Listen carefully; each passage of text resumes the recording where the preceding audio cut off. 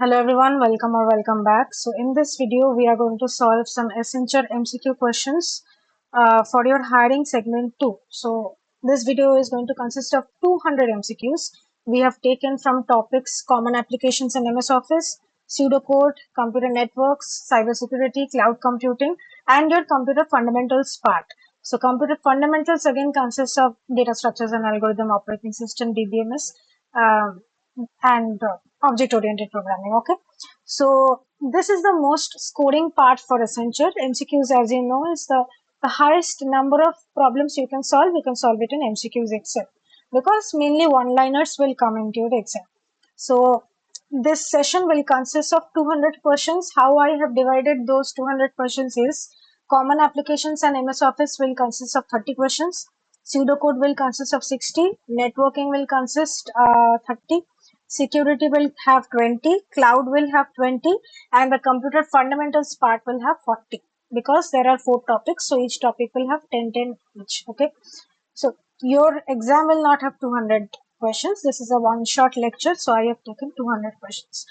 Before we begin, this is your Accenture crash course. It is only of 709. What you will get in this course is your verbal ability, coding, cloud and network, pseudocode, technical MCQ, then programming in Python, Java and C++, game-based aptitude, MS application, everything is there. In this content section, you can explore what all things are there. So live recordings of old batches, everything is there. Okay. So if you want, you can purchase the course. Okay. Let's get back to the PPT. Now, how you will solve the question is, I'm going to show you the question. You are going to pause the video for 10 seconds, think the answer, and then resume the video. So first question is, which shortcut is used to copy selected content? Option A, Control X, option B, Control C, option C, Control V, option D, Control Z. You should know the function of all of these control values, okay? And that is how I will show you the answers as well. You will get to know the function of all of these. So what is the answer? Copy. Control C. Control C copies selected text files, images, or any other content to the clipboard. Anything you can copy. Control X does what? It cuts the selected content, removing it from its original location. Control C is the correct answer. Control V pastes the copied content or cut content. That is, even if you do Control X, you can paste it using Control V. And Control Z is the undo button, undoes the previous action. Okay. Next question, which shortcut is used to undo an action? We just now studied. So what is it? It is Control Z. Control Z reverses or undoes the most recent action. Control Y usually performs redo. Control U commonly applies underline formatting in the word. Control Z is the answer, and Control R is in Word, it commonly right aligns the text. So in MS Word, it commonly right aligns your text. Which feature in Word is used to create personalized documents for many recipients? Track changes, mail merge, word art, or format painter? Personalized document for many recipients. That means, let's say you are sending a certificate of your internship. So 5 people have done internship. You are sending it to 5 people. Obviously, the content of the certificate is going to be the same, but the name will be different. Some name can be Akshat, some name can be Anil, right? So that is a personalized document. The answer is mail merge. Mail merge combines a main document with a data source, such as an Excel spreadsheet. It is used for personalized letters, certificate, labels, and emails. What does A do? Track changes. It records edits made to a document. So any kind of change you have made, you will be able to find that in track change. Word art creates decorative text. Format painter copies formatting from one location to other. Okay. Which word feature allows modifications made to a document to be recorded? So that's why I'm giving the explanations to you as well, because based on the previous explanations, you will find the next questions. Track changes, mail merge, word count, or page break. Allows modifications made to a document to be recorded. Track changes. Track changes records additions, deletions, and other document modifications, so they can later be reviewed or accepted or rejected.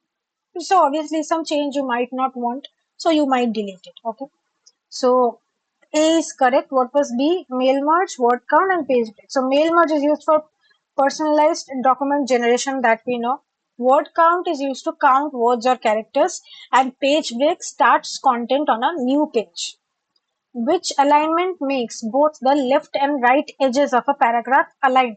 So both the left side and the right side of the page will be aligned. It is not just right aligned and not just left aligned. So which one is the answer? Left, right, center, or justified?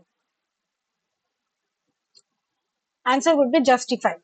Justification adjusts spacing between words so that the text aligns with both the margins. But left align aligns the text with the left margin only. Right align aligns the text with the right margin only.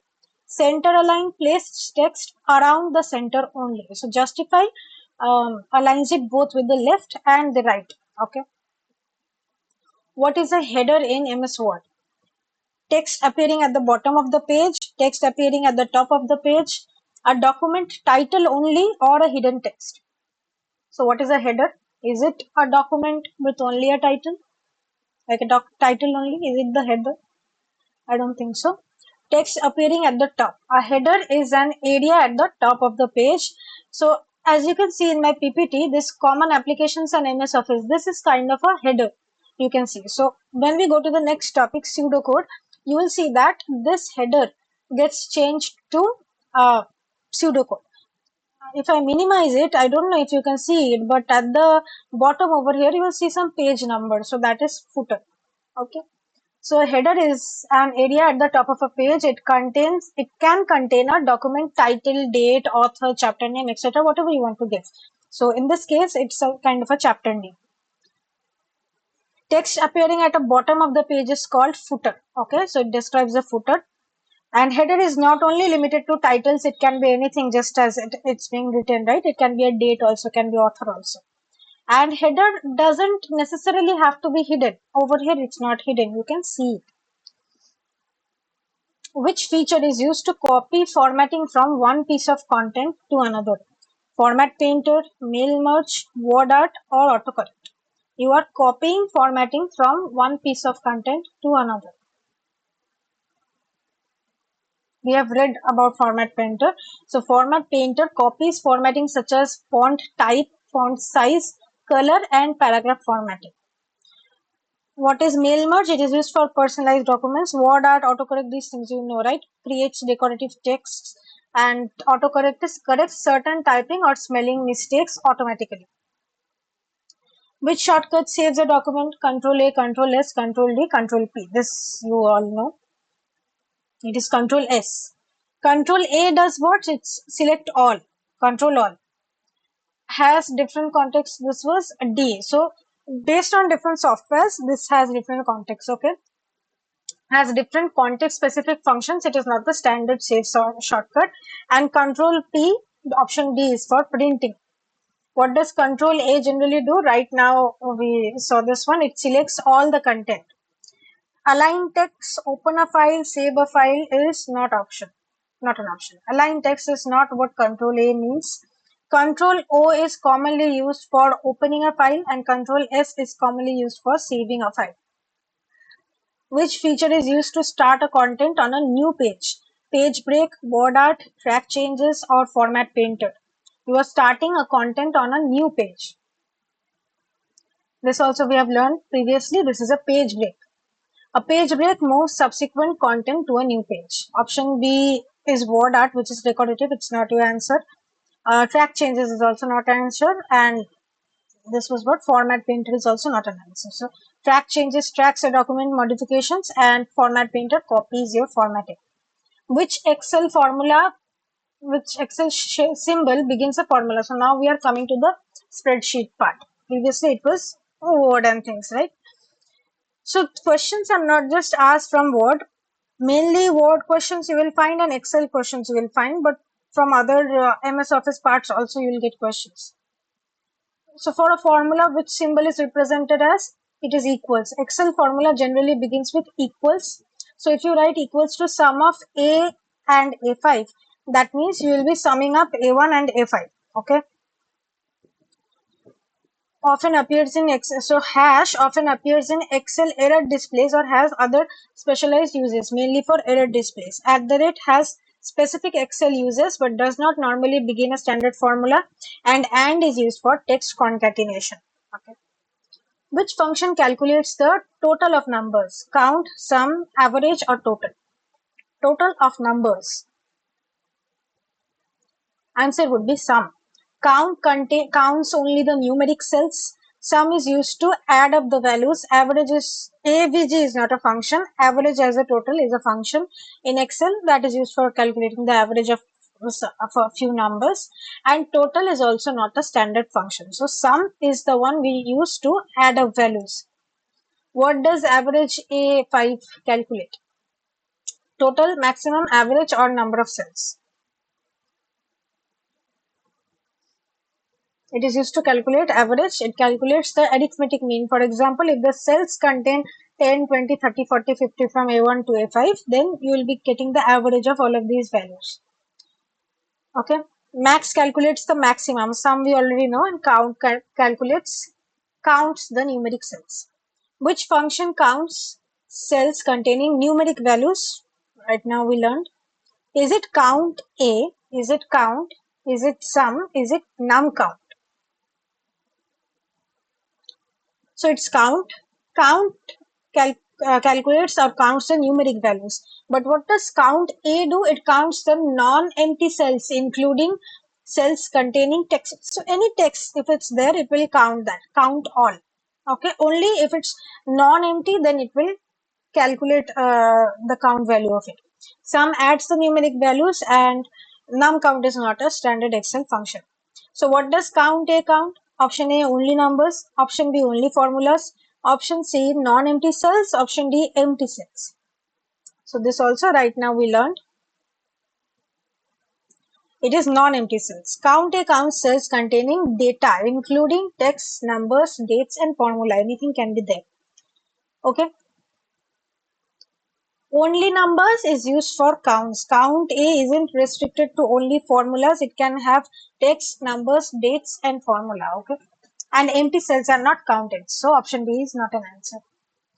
What type of reference is $A, $1? Relative, absolute, mixed, invalid. I'm pretty sure most of you will not know this. So it is absolute. Why it is absolute? Now let's see all of the notations, what they actually are telling you. So in this case, $A and $1 means both the column A and row 1 are fixed. Fixed means what? Something which you cannot change. That means it's an absolute value, but if you can change it, it is a relative value. So A1, only A1 means it is relative.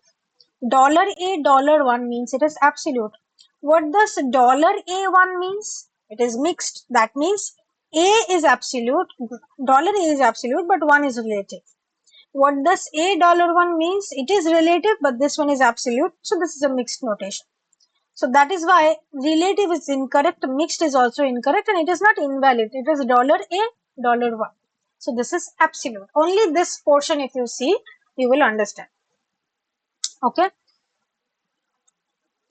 Which reference changes automatically when copied?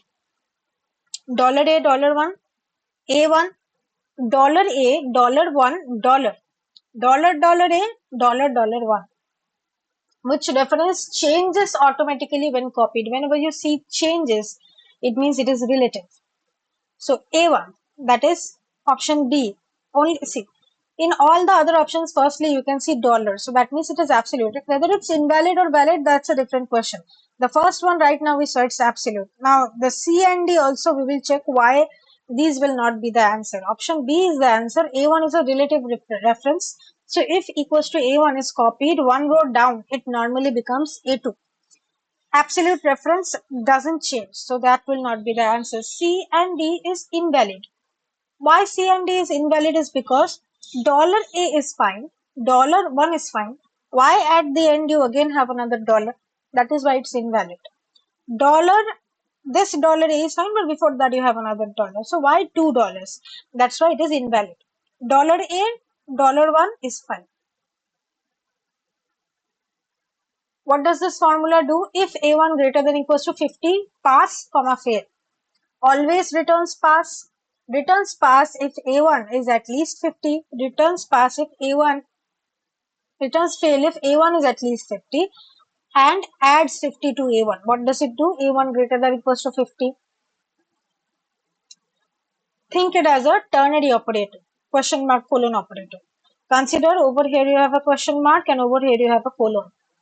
If that's the case, then your answer would be pass if A1 value is at least 50, right? So that's why option B is the correct answer. If the function checks the condition A1 greater than or equals to 50, if true, it passes, if false, it fails. So that's the exact thing which happens for ternary operator as well. If this condition is true, then whatever is written after the question mark is your true section. That is what you print. But if this is false, then whatever is written at the colon section, that is what you print it. Okay.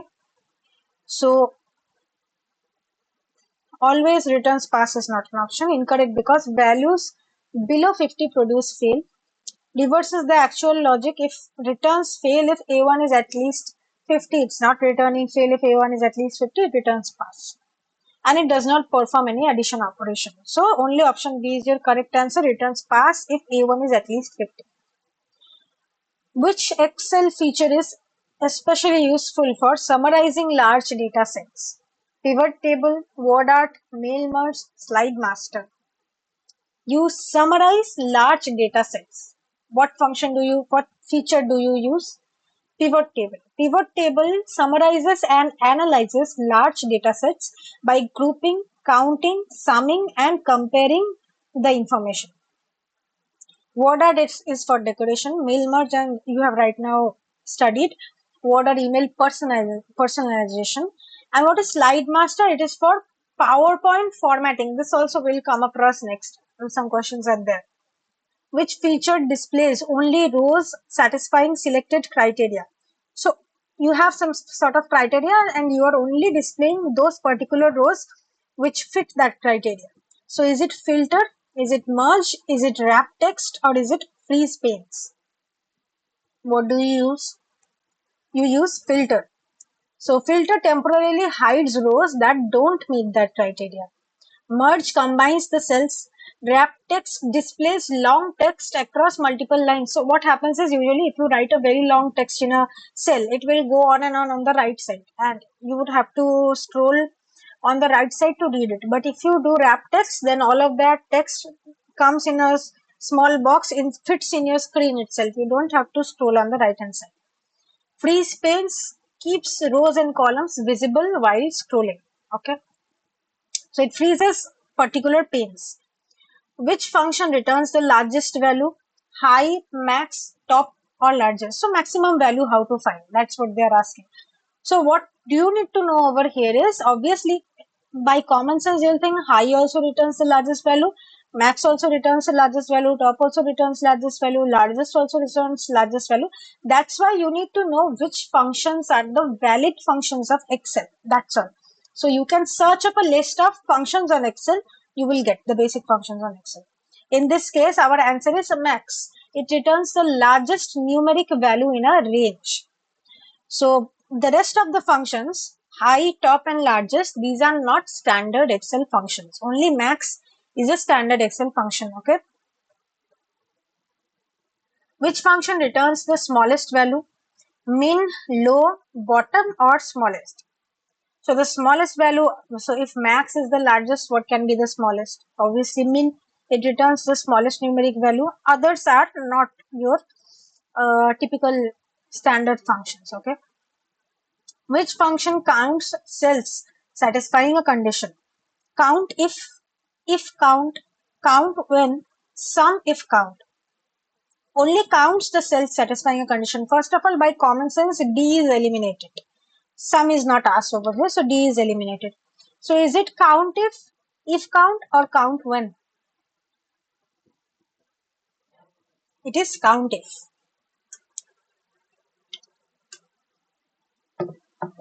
How? This is how you write count if. Count if there is a condition A1 to A10 if it is greater than 50. So count cell whose values are greater than 50. Okay. Others, if count, count when, sum if count, these are not standard Excel functions. Okay. What is the intersection of a row and column called? This also you know. Worksheet, cell, workbook, range. Intersection of a row and a column. It is called a cell. What is a worksheet? It is an entire spreadsheet page. Only a spreadsheet page is called a worksheet. What is a workbook? It is a collection of worksheets. What is a range? It is a collection of cells. A collection of worksheets is called workbook, cell, range, or database. It is called a workbook. Cell, it is an individual unit. Range, also collection of cells. We learned. What is a database? It is a separate data storage system or concept. Now, as I said, slide master, we are going to learn what is the purpose of slide master in PowerPoint. It deletes all slides, it applies consistent formatting to slides, it calculates formulas, or it inserts databases. What is the purpose of slide master? Slide master allows common formatting, layouts, fonts, and placeholders to be controlled centrally. So that's why our option is applying consistent formatting to all the slides. So just like if you select, let's say, a design in your PowerPoint, it applies to all the slides, right? So that's kind of a slide master. Okay. What is the difference between animation and transition? They are identical, kind of. Animation applies to objects. Transition occurs between slides. Transition applies only to text. Animation occurs only when printing. Option B is eliminated. You do not print animation. So what will be the answer? It will be an animation affects an object on a slide, whereas that is a text or an image. That image can rotate, the text can rotate. That is an animation. But a transition is between two slides. It's a visual effect when moving from one slide to another. Okay. And transitions are not just limited to text. Okay. And animation is a presentation effect. It is not a printing effect. You cannot print one animation. Which key starts a PowerPoint slideshow from the beginning? F2, F5, F7, F12. We are starting the PowerPoint slideshow from the beginning. Which shortcut do you use for that? The shortcut is F5. F2 is not a standard slideshow shortcut. F5 is correct. F7 is used for what? Commonly spelling or grammar related in the MS Office. And F12 often save as an MS Office. Okay. Which PowerPoint view is useful for rearranging the slides? Slide sorter, reading view, notes page, outline only. So you are rearranging the slides. For that you will use a slide sorter. It displays slides as thumbnails, making it easier to reorder them. So that means small slides you can see. The thumbnails of the slides you can see. And now, reading view is designed for viewing only. Note view focuses on the notes, and outline only shows the presentation structure or the text outline only. What is BCC used for in email? Sending an email without a subject, hiding recipients from other recipients, encrypting a mail, blocking spam. The full form of BCC is blind carbon copy. Based on blind carbon copy, which option suits you? BCC means blind carbon copy. Recipients in BCC aren't normally visible to other recipients. So B will be my answer. Hiding recipients from other recipients. A BCC has nothing to do with subject lines. It is carbon copy. It's not about subject. That is who you are tagging in that carbon copy you're sending to who. So this, when you put someone in BCC, other recipients will not be able to see who is there in BCC. Okay.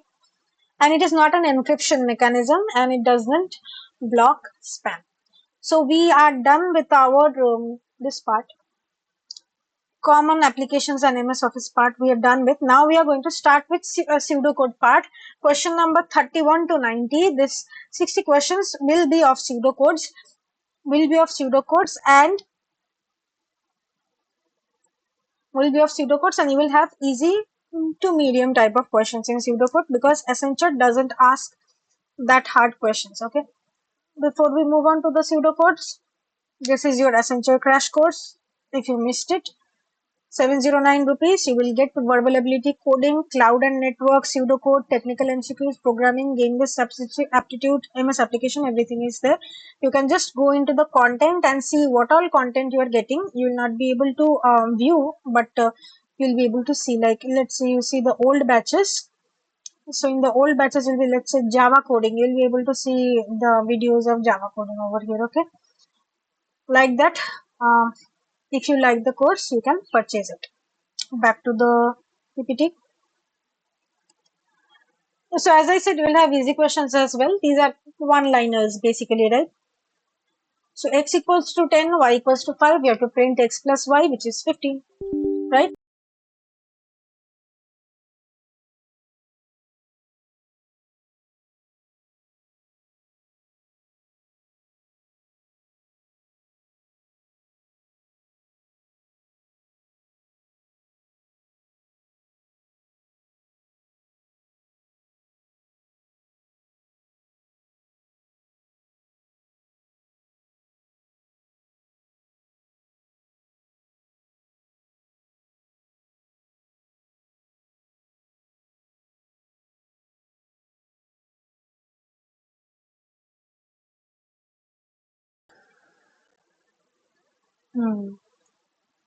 I hope it is recording. Yeah. Sorry, my screen went off. Let me just let me remove the video capture and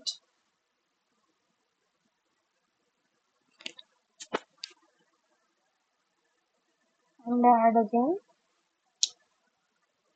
Video.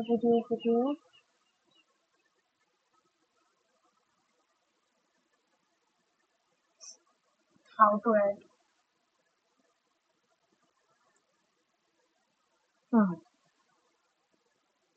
Integrated camera.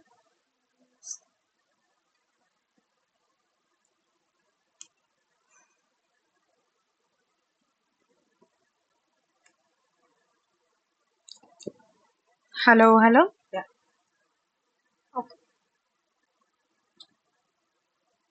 Right. So we were explaining this question we were saying x equals to 10, y equals to 3, print x plus y. So it is 10 plus 5, 15. That will be your answer.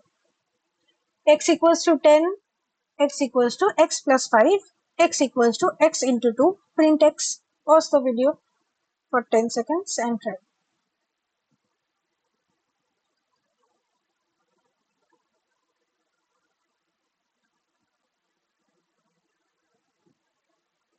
So we'll see the video. I hope the video is okay. Into 2, print x. Pause the video for 10 seconds and try. Okay. Right. Sorry for the interruption. Yeah, so what is it? X equals to 10, x equals to x plus 5, that means 10 plus 5, 15. Then x equals to x into 2, that is 15 into 2, 30. So 30 is your answer, okay? You can see this over here. Pause the screen and see. X equals to 17, you have to print the modulo of 17 with 5. So what is modulo? What will be the remainder when you divide it by 5? What is the remainder when you divide 17 by 5? It is 2.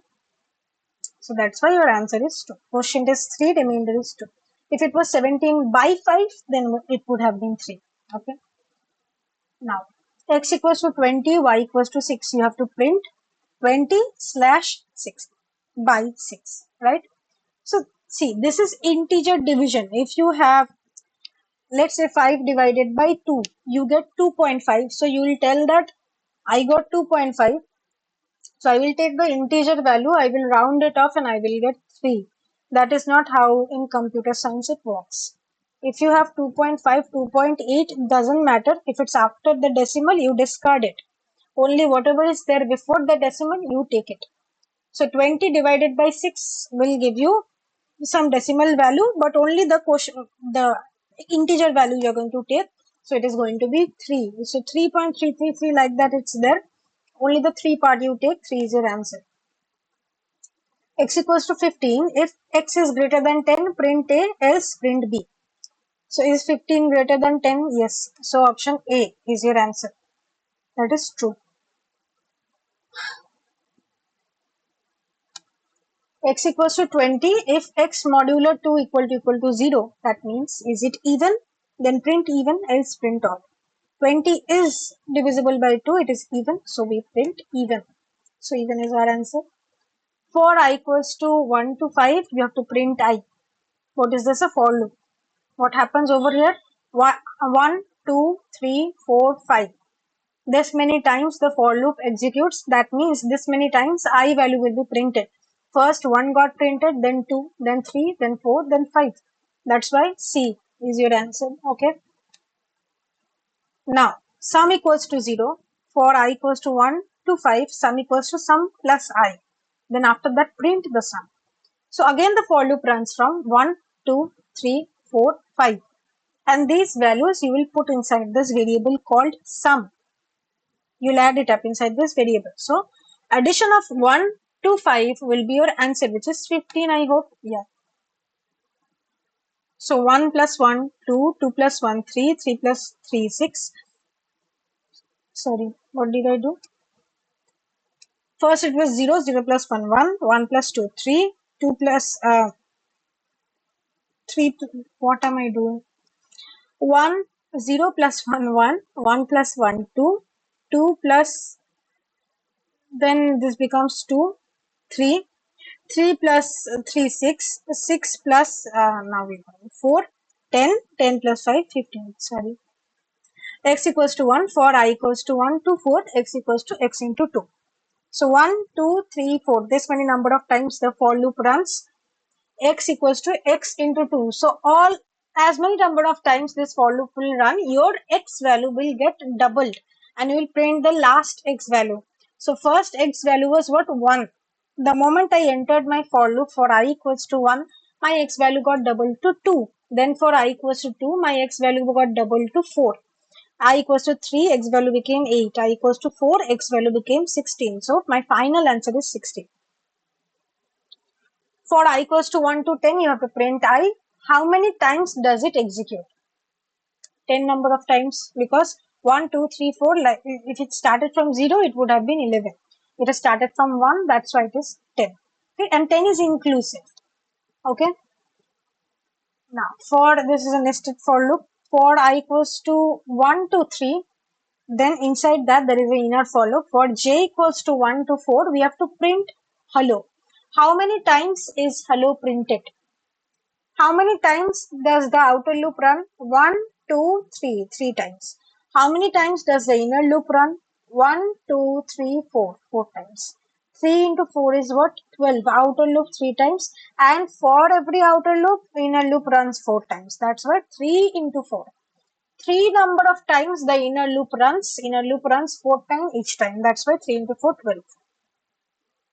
For I equals to 1 to n, then for j equals to 1 to n, this is the inner loop, we have to print I plus j. Okay, we don't have to print. What is the time complexity of this? Outer loop runs n number of times, inner loop runs n number of times. That means for each outer loop, you are running the inner loop n number of times. How many times is the outer loop running? N. How many times is the inner loop running? N. So n into n is n square. That's why O of n square will be your answer. Outer loop runs n times, and for each outer loop, inner loop runs n times. Okay, total operation is n into n square. Okay, x equals to 0 for I equals to 1 to 5. If I modulo 2 equal to 0, equal to 0. That means if my I value is even, then x equals to x plus I. Add it to my x. This is sum. Then print the x. What is this function doing?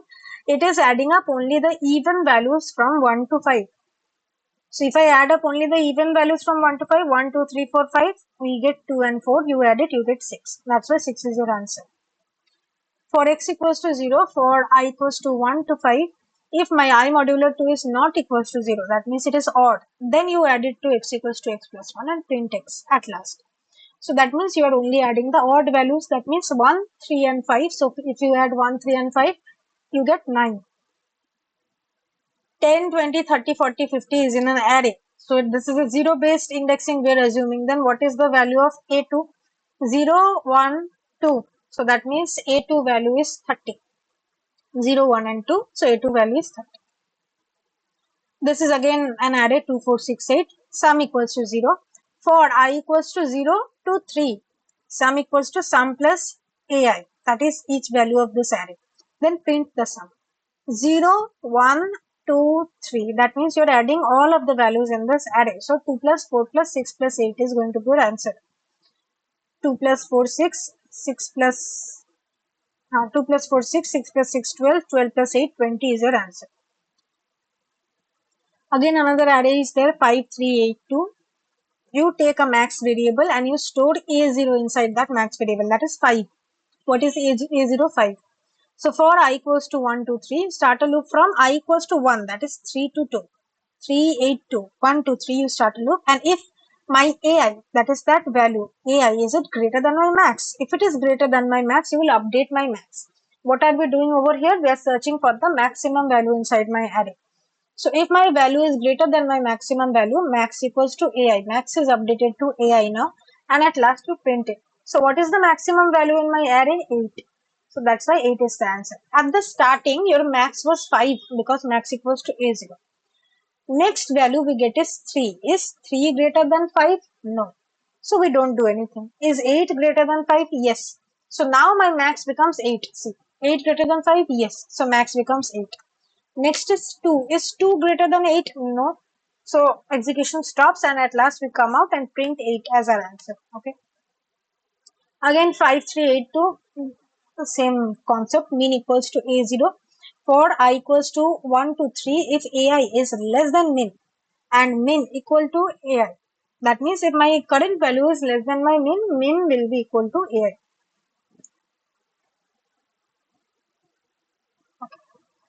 Minimum will be equals to AI and then print. So that means we are finding for the minimum value inside my array, which is 2. So we start from 5, then next value comes 3. Is 3 less than 5? Yes. So update the minimum. Next comes 8. Is 8 less than 3? No. So don't update it. Is 2 less than 3? Yes. So update the minimum. And at last 2 is your answer. For 1, 2, 3, 4, 5, for I equals to 4 down to 0. So from 4 to 0. That is how the indexing was. We have to print AI. See, how many elements are there? 0, 1, 2, 3, 4. 4 indexes are there. You are starting from 4 to 0. That means 5, 4, 3, 2, 1. Like this you are going to print. That's why your answer is B. 5, 4, 3, 2, 1. Fourth index has 5, third index has 4, 0th index has 1. Like that. X equals to 5. While x is greater than 0, we print x till x is greater than 0 and then we decrement x. So how many times does it execute? First 5 is greater than 0. So print it. Then 5 minus 1, it becomes 4. 4 greater than 0, print it. 2 times executed. Then it becomes 3. 3 greater than 0, print it. 3 times executed. 3 minus 1, 2. 2 greater than 0, yes, print. Then 1 greater than 0, yes, print. Then how many times? Then it becomes 0. Is 0 greater than 0? No. So how many times it executed? 5 times. So total 5 number of times is executed. 5, 4, 3, 2, 1 will be printed. X equals to 1. While my x is less than 20, x equals to x into 2. Print x. That means each time I am doubling my x till my x is less than 20. 1 when gets doubled, it becomes 2. 2 double 4, 4 double 8, 8 double 16, 16 double 32. Is 32 greater than 20? No. So that means 16 will be my answer, right? So yes, 16 is 32 is your answer. Oh, sorry, I made a mistake. See, while x is less than 20, 16 is less than 20, right? So x equals to x into 2. 16 into 2 becomes 32. Now when in the 32 goes inside the while loop, 32 is less than 20. So now 32 cannot be doubled anymore. So the last value becomes 32. So 32 is your answer. Like this, if you make silly mistake, you will mark 16. Okay.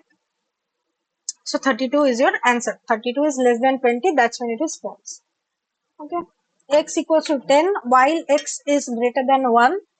X equals to x by 2. You keep halving the value, print x. Assume integer division. So 10 divided by 2 means what?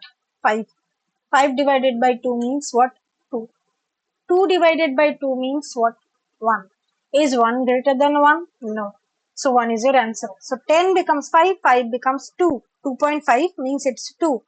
2 by 2 becomes 1. Okay. So 1 is your last answer.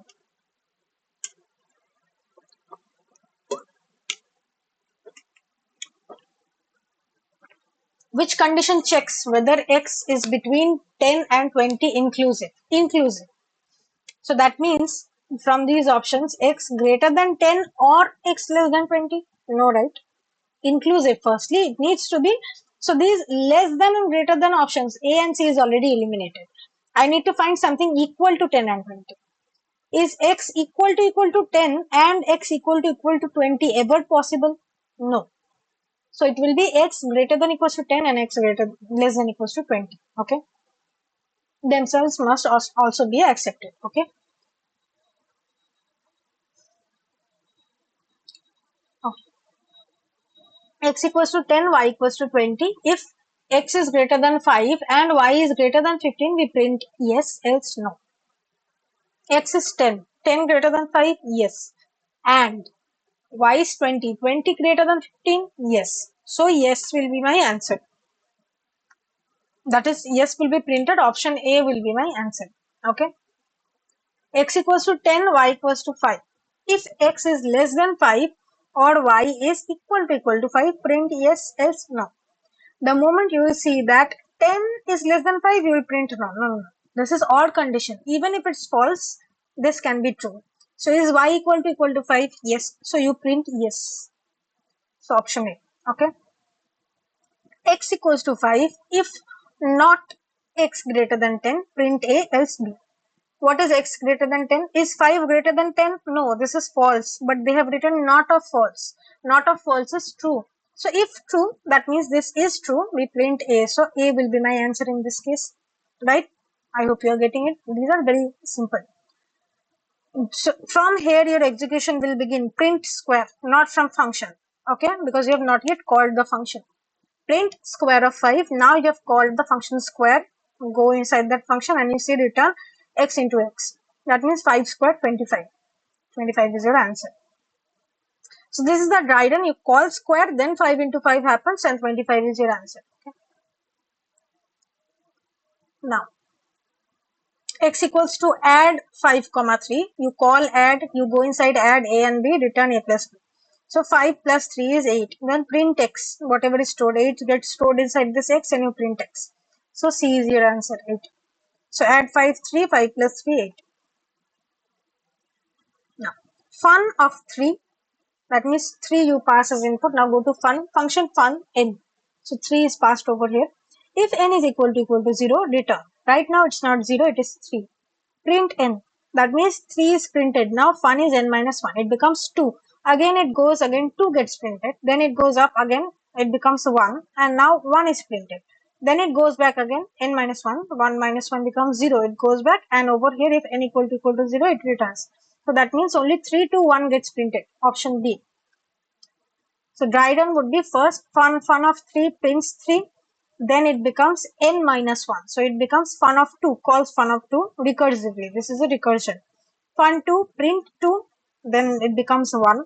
It calls fun of 1, prints 1, and then it becomes 0. It calls fun of 0 and directly returns from there, because if n equal to 0, you return. So output is 3, 2, 1. What is essential for stopping recursion? Array, base case, loop, or pointer. What is essential for stopping recursion? Base case.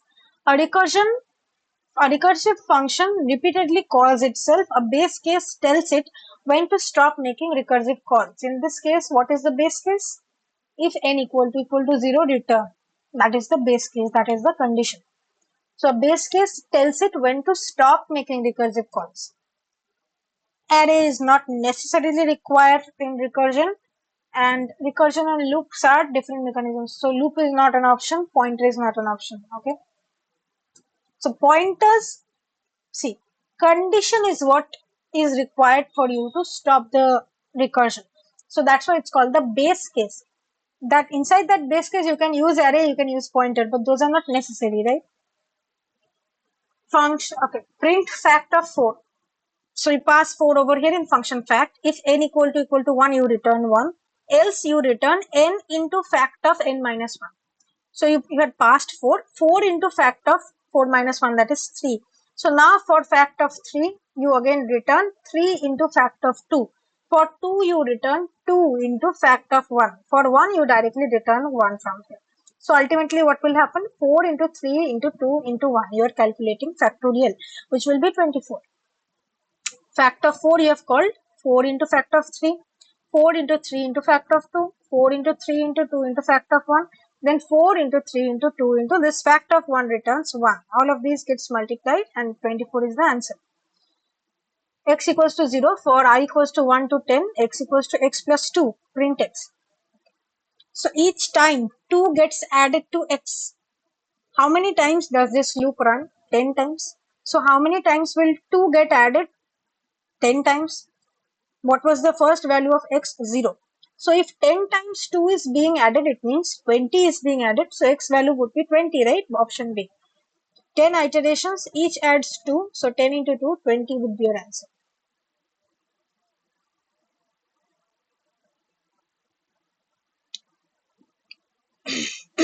Okay. X equals to 1. For I equals to 1 to 5, x equals to x plus I. Print x. I value ranges from 1, 2, 3, 4, 5. You already have x equals to 1 in your bucket. So if you add 1, 2, 3, 4, 5, what will you get? 15. You already have 1 in your bucket. So what will be your answer? 60. 1 plus 1 plus 2 plus 3 plus 4 plus 5. So each time for this iteration, the moment it gets inside, I value gets added to it. Okay. Simple. Count equals to 0 for I equals to 1 to 10. If my I modulo 3 is equal to 0, that means if it is divisible by 3, then you do count equals to count plus 1. You increment the value of count and then print count. What is this doing? From values ranging from 1, 2, 3, 4, 5, 6, 7, 8, 9, 10. What are the values which are divisible by 3? That is what it is searching for. And we are counting the number of values divisible by 3 and printing them. So only 3, 6, 9 are divisible by 3. So 3 numbers are there. So answer is 3. X equals to 0 for I equals to 1 to 5. J equals to 1 to I. So that means if I value is 1, J is 1 to 1. If I value is 3, J is 1 to 3. Like that, okay? X equals to x plus 1, print x. So this is nested loop. You can see what will happen is for x equals to 1, the J loop runs from 1 to 1. For x equals to 2, J loop runs from 1 and 2. For x equals to 3, J loop runs 1, 2, 3. For x equals to 4, J loop runs 1, 2, 3, 4. For x equals to 5, J loop runs 1, 2, 3, 4, 5. What is the worst case scenario? 5 into 5, 25. That means n square. That is the worst case scenario. So what is happening over here? X equals to x plus 1. X value previously was 0. So each time I get a j value, I will add plus 1 to x. Nothing related to I is happening over here. Only plus 1, plus 1, plus 1 is happening for x. How many times is it happening? For each I value, j will run from 1 to I. That means 1 plus 2 plus 3 plus 4 plus 5. This is for the first iteration, you will get 1. For the second iteration, you will get 2. For third iteration, you will get 3. Fourth iteration, 4. Fifth iteration, 5. How many times this 1 is being added to x? For the first iteration, j runs from 1 to I only once. So only one time 1 is being added. For the next iteration, j runs from 1 to 2, 1 and 2. So 2 gets added. Third iteration, I value is 3. J runs from 1 to 3. X plus 1 happens 3 times. So that's why 3 gets added. Number 3 gets added. For 1, 2, 3, 4, 4 times 1 get added. For 1, 2, 3, 4, 5, 5 times 1 gets added. That's why at the end, the addition of all of this is 15 is our answer. Okay.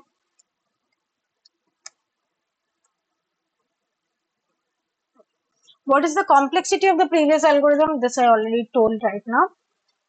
What is the worst case possible? the last case possible, when I value is 5, j also runs 5 times. So that means a total of n squared number of times it is running. So the total operations are approximately 1 plus 2 till my n, that is n into n plus 1 by 2. So it's n squared. Okay. A equals to 4729. A1 is 10. Print A1. So A1 you are replacing as 10. A1 previously was what? 7. You replaced it with 10. So what will be the answer now? It will be 10 only. Option D. It is 10. Okay. A equals to 1, 2, 3, 4, 5. Temporary. Inside temp variable you store A0, that is 1. So this place is now empty. Inside this A0 you now store A4, which is 5. And inside this A4 you now store temp, which was previously A0, 1. So that means 5 and 1 interchange their position. You have to print A0. A0 is now 5. So that's why D will be your answer. 5. Temp first stores 1. Now inside A0 you store 5. Inside A4 you now store temp, which is 1. So array becomes like this. 1 and 5 interchange their position. 2, 4, 6, 8, for I equals to 0 to 3, you have to do what? A1, AI equals to AI into 2. You have to double the value. And print A2. No need to focus on the other values, only go to A2. 0, 1 and 2 and double it. If you double it, you get 12. So at the end, the array becomes the double of all the previous values. You only need to focus on A2.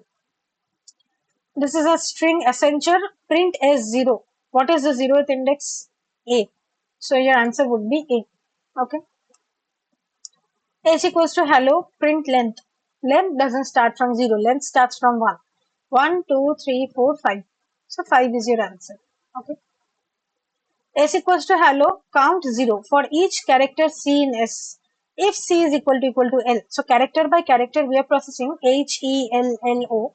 If the character is L, if C is equal to L, count equals to count plus 1. So every time we get one L, we do count plus 1 and then print count. 2 times L is there, so answer would be 2. H is L? No. E is L? No. L is L? Yes. Count value is 1. Again L, count value is 2. O is L? No. So that's why my final count is 2. X equals to 10. If X equal to 10, X equals to X plus 5 and then print it. Simple is, yes, 10 is equal to 10. So you add 5 over there, you get 15. So that's why option C is your answer. X equals to 5. If X is greater than 10, print A. Else, if X is greater than 3, print B. Else, print C. Is 5 greater than 10? No. Is 5 greater than 3? Yes. So B will be printed and option B will be my answer. False and then true. Okay. X equals to 5, Y equals to 10. X equals to X plus Y. What happens when you do X plus Y? 5 plus 10, 15. So X is now 15. Y is equals to X minus Y. X value is now 15. Y value is 10. 15 minus 10 gives me 5. So 15 and 5 right now we have. Then X becomes X minus Y. That is 15 minus 5, 10. Right? What was Y value? 15 minus 10, 5. So 5 and 10, I hope. 10 and 5. Okay, some mistake. X value was 5, Y value was 10. After X equals to X plus Y, it became 15. Y is still 10. Then Y equals to X minus 5. 15 minus 10. Y became 5. Then X equals to X minus 5. X was 15. Y was 5.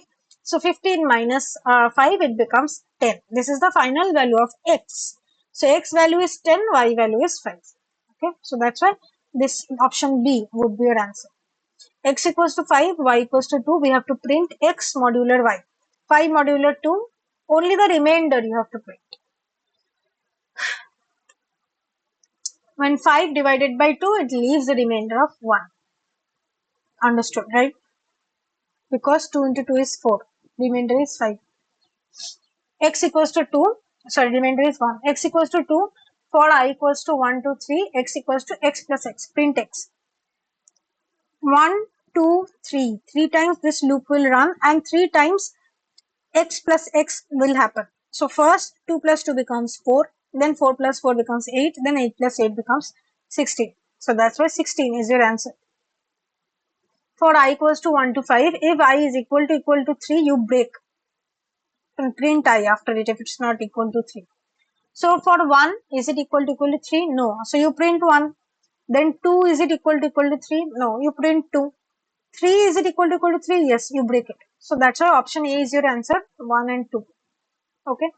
Break means you completely go out of the loop, you don't execute anything else. For I equals to 1 to 5, if I equal to 3, you continue and then print. In continue, you do not go out of the loop completely for that particular value. Once you meet that particular condition, you don't go out of that loop permanently. You just skip that particular execution. So in this case, this 3 we are going to skip. But what happens for break is the moment you come to 3, starting from 3, all of the values you are going to skip. But for continue, only that 3 you are going to skip. So 1, 2, 4 and 5 you are going to print. So option B is your answer. Print, continue, that is skip the print, and 4 and 5 you again print. X equals to 10, while X is less than 10, you print X. Okay. So is 10 less than 10? No. So we don't print anything. Nothing is printed. Right? Yeah. X equals to 10, X is less than 10, false. Therefore, loop never executes. So it's not printed. Which operation is generally O of 1 for an array when accessing an element by index? Searching an unsorted array, random access, sorting, finding maximum. O of 1 when accessing an element by index, random access. If we know the index, the array can directly calculate the memory location. It requires constant time. Searching an unsorted array might require time. Sorting requires time. Finding maximum also requires time. Okay. So unsorted array sorting requires what was this? Searching in an unsorted array by linear search, it will require O of n. Sorting requires more than O of 1, obviously. Usually, finding maximum requires one pass O of n. Which algorithm is commonly O of log n? This we know. It's binary search, right? Binary search halves the search space each time. That's why it's log of n. Linear search, it's one pass, so it's O of n. Bubble sort typically requires O of n square. And selection sort also O of n square. Okay. N is equals to 8, while my n is greater than 1.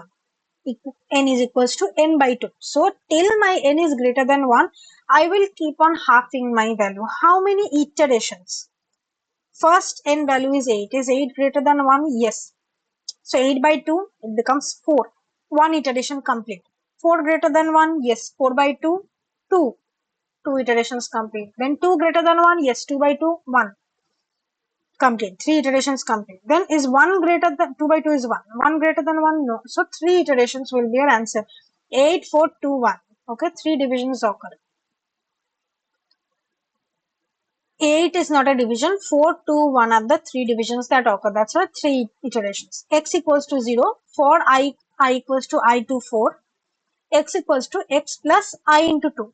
So that means whatever that I value is, you are going to double it and add it to X. So that means for 1, 2, 3 and 4, you will have 2, 4, 6 and 8 added to X. So first I value was 1. So plus 2 will happen. You will get 2. Then for plus 4 for I equals to 2, you have 6. 2 plus 4 gives you 6. Then for I equals to 3, the double of 3 is 6. 6 plus 6 gives you 12. For I equals to 4, the double of 4 is 8. 12 plus 8 gives you 20. Okay. So all of these double values get added inside X and you print it.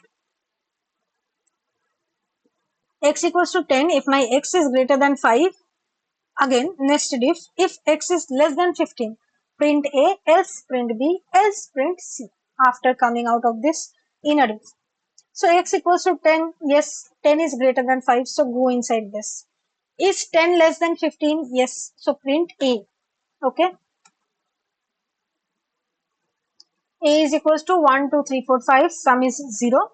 For I equals to 0 to my length minus 1, we will check is my array value modular 2 equal to 1. That means is it odd? If it's odd, you add it inside the sum and then print the sum. So we are calculating the sum of odd values inside this array. What are the odd values? 1, 3 and 5. So odd values, answer is 9. x equals to 5. So for 1 to 3, 1, 2 and 3, 3 times the loop runs, we will reduce the value of x each time. So for the first time, 5 minus 1, 4. Next time, 4 minus 1, 3. Again next time, 3 minus 1, 2. That's when it stops. So final value is 2. I'm going a bit fast. If you want, you can pause the video and see the explanation, because these are easy questions. Accenture asks easy questions. What does modulo primarily return? Quotient, remainder, product, or percentage automatically? Does it return percentage? No, right? I mean, if you write 80 by 100, will it give you 80%? It returns remainder. Right now we saw how we were calculating odd even. So 17 modular 5 will give you 2 as a remainder. Which statement about break is correct? It skips one iteration, it exits the loop, it restarts the loop, it pauses the program permanently. Does it skip one iteration? No, it's for continue. Continue skips one iteration. It directly executes the loop. It exits the loop. When break executes, control leaves the current loop immediately. Permanently it exits the loop. Okay. Which statement about continue is correct? It exits the program, exits the loop completely, skips the current iteration, or repeats the previous iteration. This also we saw. Continue skips the remaining statements in the current iteration and proceeds to the next iteration. So with this, we are done with pseudocode as well. Now we are going to start with networking. In networking, you have questions starting from question number 91 to 120. So you have 30 questions in this section.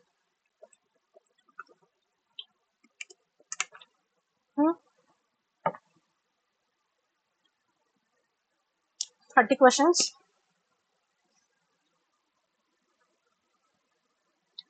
This is your Accenture course 709. Verbal ability, coding, cloud and network, pseudocode, technical. If you can't see, right, the 709, I think it's hidden by the video, but it's 709 is the price I'm telling. Pseudocode, technical MCQ, programming in Python, Java, C++, everything you will get. Game-based aptitude is there, MS application is there. So you can go and check out these folders. Inside these folders, you will get whatever is there in the syllabus. All of the videos are there inside it. Inside these folders also multiple folders are there. If you open it, you'll see. For example, pseudocode is there, right? Inside this pseudocode, Infosys, Capgemini, data structure, technical MCQ, many things are there, right? So from other courses also, over here we have these things, okay? So you can go and check that out. Now coming back to the PPT, we will start with networking. Which OSI layer is responsible for, you will pause the video for 10 seconds, think by yourself and then come back. Which OSI layer is responsible for routing packets? Physical, data link, network, or application? Which layer is responsible for routing packets? It is network. Network layer handles logical addressing and routing. IP operates at this layer. Physical only transmits the raw bits. Data link layer handles frames and MAC-based local delivery, and the application layer provides only application-level network services. Okay. Which OSI layer is responsible for end-to-end transport, network, transport, physical, or presentation? End-to-end transport.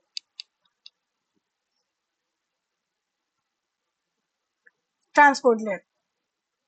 TCP and UDP operate at the transport layer. Network layer handles routing, right now we saw. Physical layer, it handles only the physical transmission. And presentation layer handles representation or format related functions only. So end-to-end transport is handled by transport layer. Which OSI layer deals with MAC address? Physical, data link, network, or transport? Deals with MAC address. Data link layer. The MAC address are used for local network communication at the data link layer. Okay. Physical layer deals with the bits and signals Then it was network layer. It is used for IP addresses, and transport is used for ports and transport protocols. Okay. Which protocol converts domain names to IP addresses? DHCP, DNS, FTP, SMTP. Converts domain names to IP addresses. DNS, domain name system. Okay. So let's say there is google.com. It will convert it into its Google's IP address when you type google.com, and this translation is performed via DNS. Okay. Assigns network configuration. What does DHCP do? Dynamic host control protocol. It assigns a network configuration. FTP is file transfer protocol. It transfers file, and SMTP is simple mail transfer protocol. It is for email. Okay. DNS is domain name system. Which protocol automatically assigns IP configuration? What does this assign network configuration see over here? Previously we learned DHCP. So the protocol which automatically assigns IP configuration, option A DNS, option B DHCP, option C HTTP, option D SSH. It will be DHCP. DHCP can automatically provide devices with IP addresses and other network configuration. DNS just resolves the name. HTTP is for web communication and SSH is for secure remote access. Okay, security. Which protocol is connection oriented? UDP, TCP, IP, DNS. So it's not connectionless, it is connection oriented. TCP. TCP establishes a connection and provides reliable ordered delivery, transmission control protocol. UDP is connectionless user datagram protocol. Okay. IP is a network layer protocol, and DNS is a name resolution service. It's not a network protocol. Okay. Which protocol is generally connectionless? Right now we learned TCP, UDP, SSH or HTTPS. Connectionless protocol. UDP. UDP sends datagrams without establishing a TCP style connection. TCP is connection oriented. SSH relies on TCP. HTTPS normally uses TCP based connections, with HTTP3 being an important modern exception using QIC UDP. Okay. Which protocol is commonly used to send email? SMTP, HTTP, DNS or DHCP? For email, right now we discussed it is simple mail transfer protocol. HTTP is for web communication, DNS is for domain name resolution, and DHCP is for IP configuration, for assigning IP addresses. Okay. Which protocol is used for secure remote login? FTP, SSH, SMTP, HTTP. Secure remote login. It is SSH. It provides encrypted remote shell access. FTP is for file transfer. Okay. SMTP is for email. That's why it's not correct. HTTP is for web communication. HTTP uses which port commonly? 21, 22, 80 or 443. This one you should know. You should be seeing this one when you search the internet. So it is 80. 21 is, these port numbers also are important. 21 is for FTP control. 22 is for SSH. 80 is for HTTP. 443 is for HTTPS. Okay. HTTP is 80. HTTPS is 443. HTTPS commonly uses which port? 25, 53, 80 and 43. 443 is for HTTPS. 25 is for SMTP. 53 is for DNS. Note it down. 80 is HTTP. 443 is HTTPS. FTP uses which control port? 21, 22, 80, 443. Control port. Right now we learned, right? It is 21. FTP control connections conventionally use port number 21. 22 is SSH, 80 is HTTP, 443 is HTTPS. SSH commonly uses which port? 20, 21, 22 or 25? 22. Uses TCP port 22. Okay. DNS commonly uses which port? 25, 53, 80 or 110?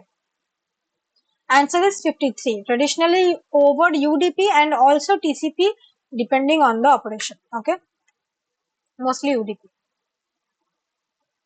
Which device connects different networks? Switch, router, hub, repeater. Which device connects different networks?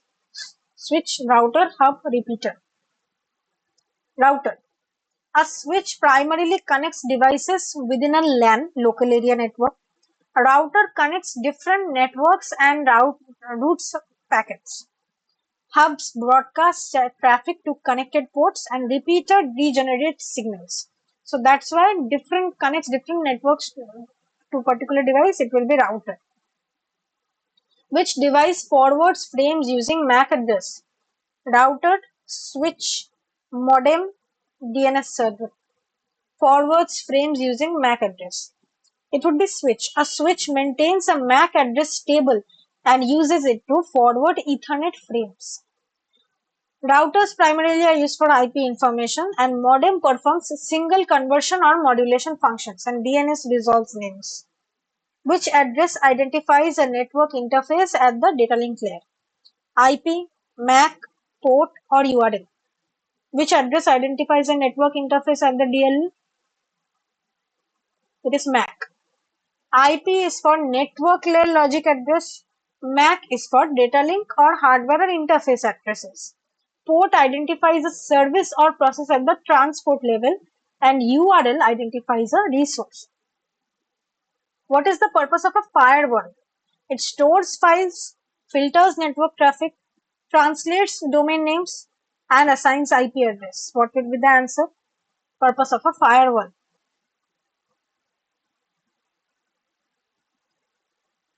Firewalls enforce network traffic rules. Our storage systems do this. Store files, storage system, and filter traffic is for firewall. Translates domain names is done by DNS, and assigns IP address is done by DHCP. What does IP stand for? Internet process, Internet protocol, internal protocol, Internet port. So we know it's Internet protocol. Okay. IPv4 address contains how many bits? 16, 32, 64 or 128? How many bits does IPv4 contain? 32. IPv4 uses 32-bit address commonly represented as a 4-decimal octet.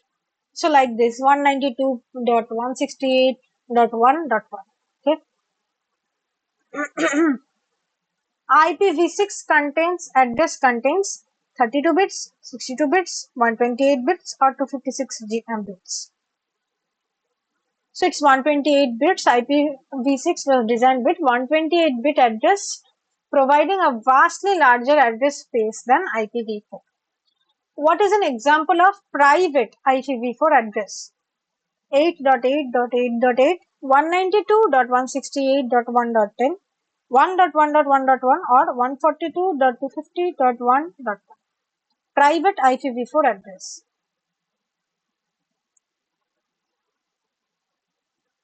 192, this one, option D is your correct answer. 192.168.0.0/16 is a private IPv4 address. Other private ranges include 10.0.0/8, 172.16.0.0/12, 192.168.0.0/16. So these are the private ranges. Other options are public. These others are public. Okay. What is NAT primarily used for? Translating between private and public address, encrypting password, sending email, resolving domain names. What is NAT used for? Network address translation.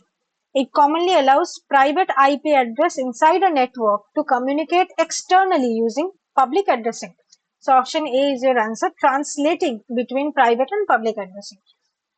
Allows private IP inside a network to communicate externally using public addressing. Okay. Encrypting password is used for security or password mechanism, and sending email is for SMTP, resolving domain name is for DNS. What is the purpose of DNS? Encrypt packets, translate domain names to IP address, assign MAC address, or compress files. We know it's option B, that is translate the domain names to IP address. Which protocol provides reliable ordered delivery? UDP, TCP, IP, ICMP. ICMP is Internet Control Message Protocol. So which is reliable and ordered? It provides ordered delivery. It is TCP.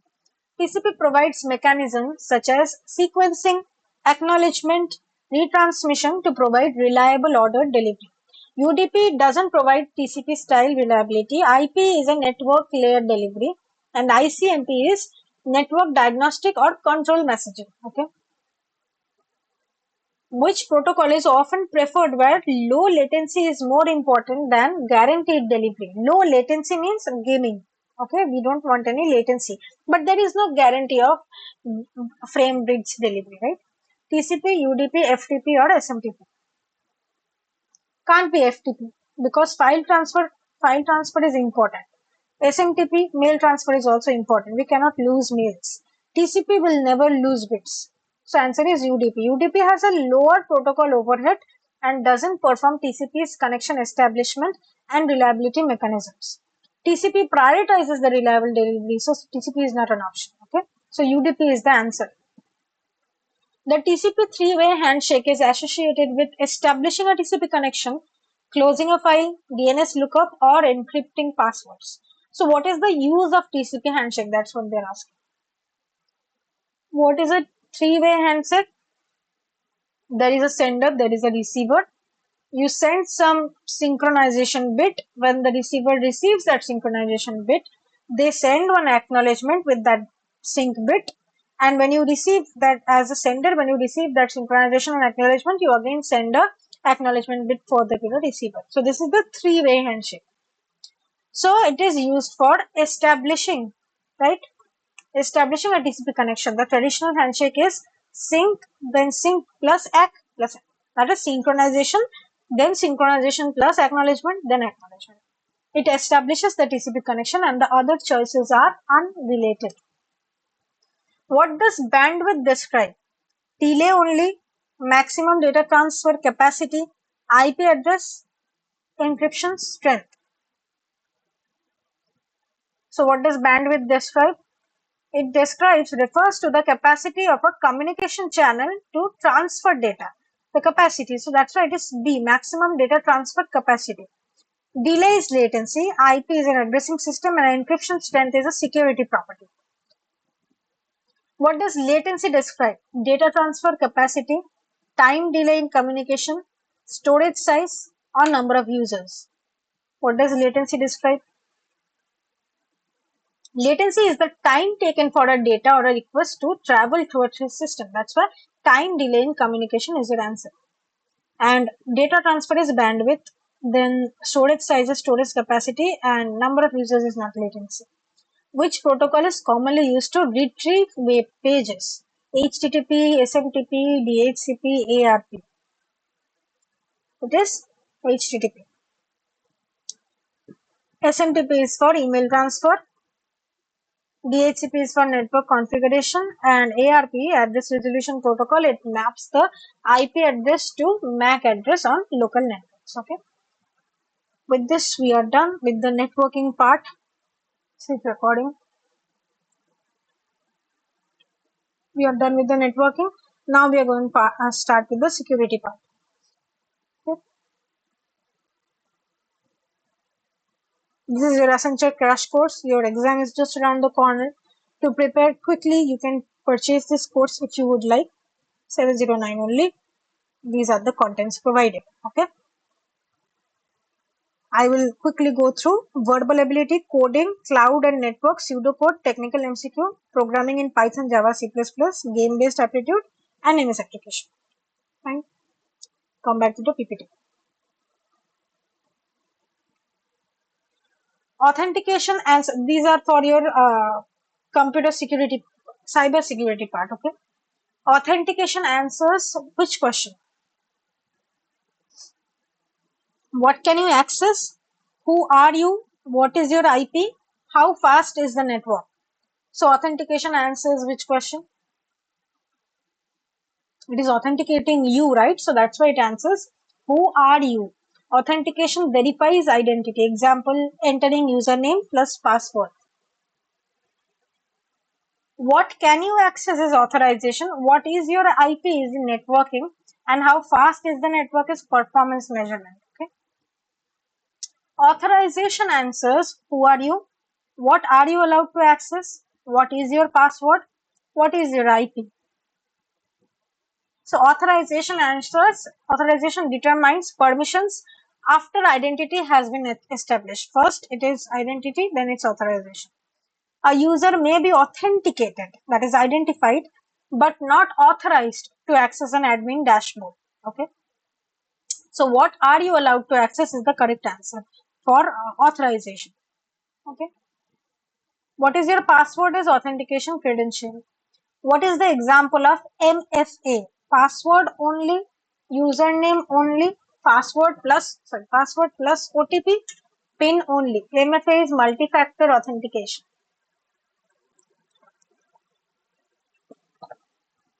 Multi-factor authentication means there is not just one way of authenticating you, they can use multiple ways of authenticating. Like two-factor authentication you have in Google. Okay, so correct answer is C. MFA requires multiple authentication factors.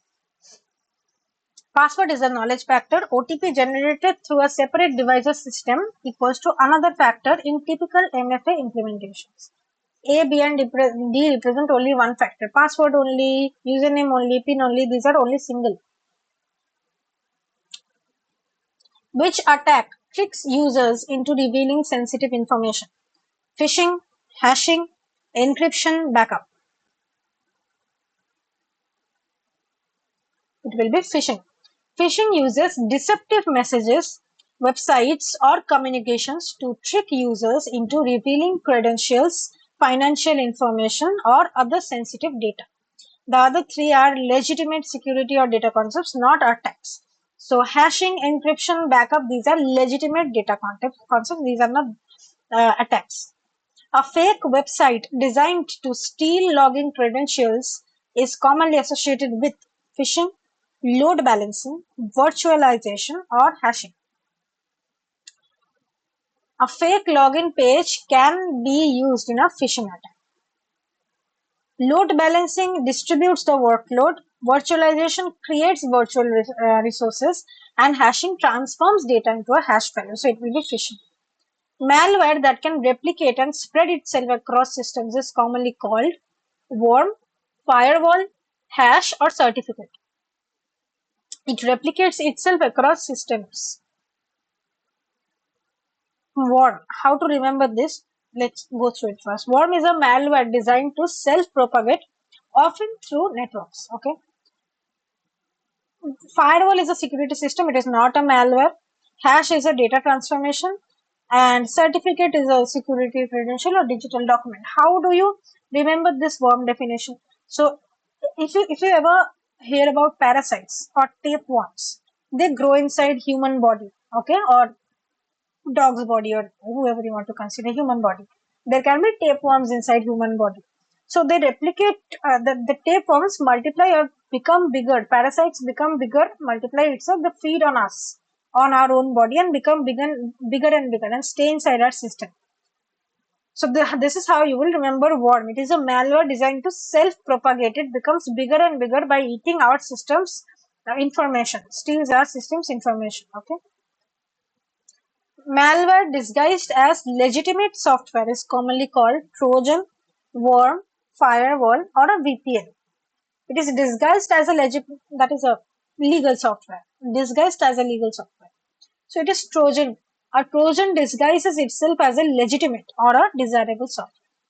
Worm focuses on self-propagation, firewall filters the traffic, and VPN creates a protected network connection. Which attack attempts to overwhelm a service with traffic or requests? It overwhelms the service, that is, it overwhelms your computer with traffic or requests continuously. Okay, phishing, DDoS, hashing, authentication.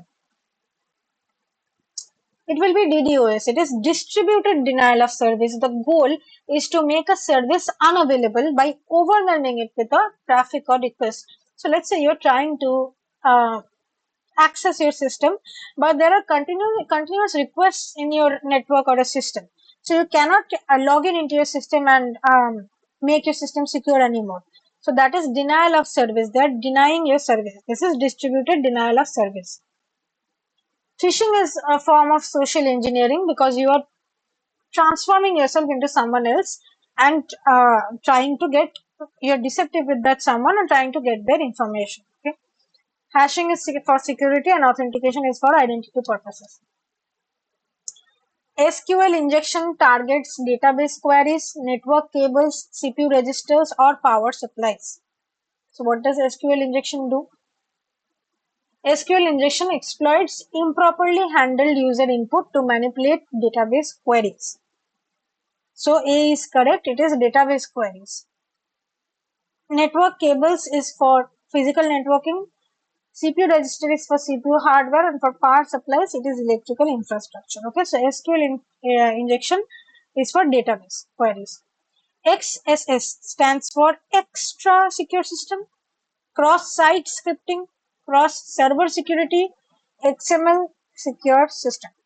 It doesn't start with X. Clue, this is a clue. So it is cross-site scripting, the X is for cross. It involves injecting malicious client-side script into a web content that is then executed in another user's browser. Okay, which is generally designed to be one-way: encryption, hashing, decryption, compression. Designed to be one-way. Hashing. It is a cryptographic hash. It is designed so that obtaining the original input from the hash is computationally infeasible, not possible to reverse. But encryption is designed to reverse with the appropriate key. So encryption is not the answer. Decryption reverses the key, encryption, and compression is generally reversible, but it's a cryptographic one-way function. It isn't a cryptographic one-way function. So hashing is converting your string to a particular hash string. From that hash string, you cannot go back to your previous string. Okay. Encryption is primarily used to provide confidentiality, faster CPU execution, more storage, or better sorting. What is encryption? Encryption provides information from unauthorized disk-keys. Encryption doesn't make CPU faster, doesn't generally increase storage, and it doesn't improve sorting. So it is confidentiality. Which principle says users should receive only necessary permissions? Maximum privilege, least privilege, full access, or open access? This is common sense. Only necessary permissions, it means least privilege. The principle of least privilege says users and systems should have only the permissions necessary to perform their task. Others imply excessive access and violate the security principle. Maximum privilege is excess access. Open, anyone can access. Full access you have. So this is not necessary permission. What does VPN stand for? Virtual private network, verified public network, virtual protected node, verified private node.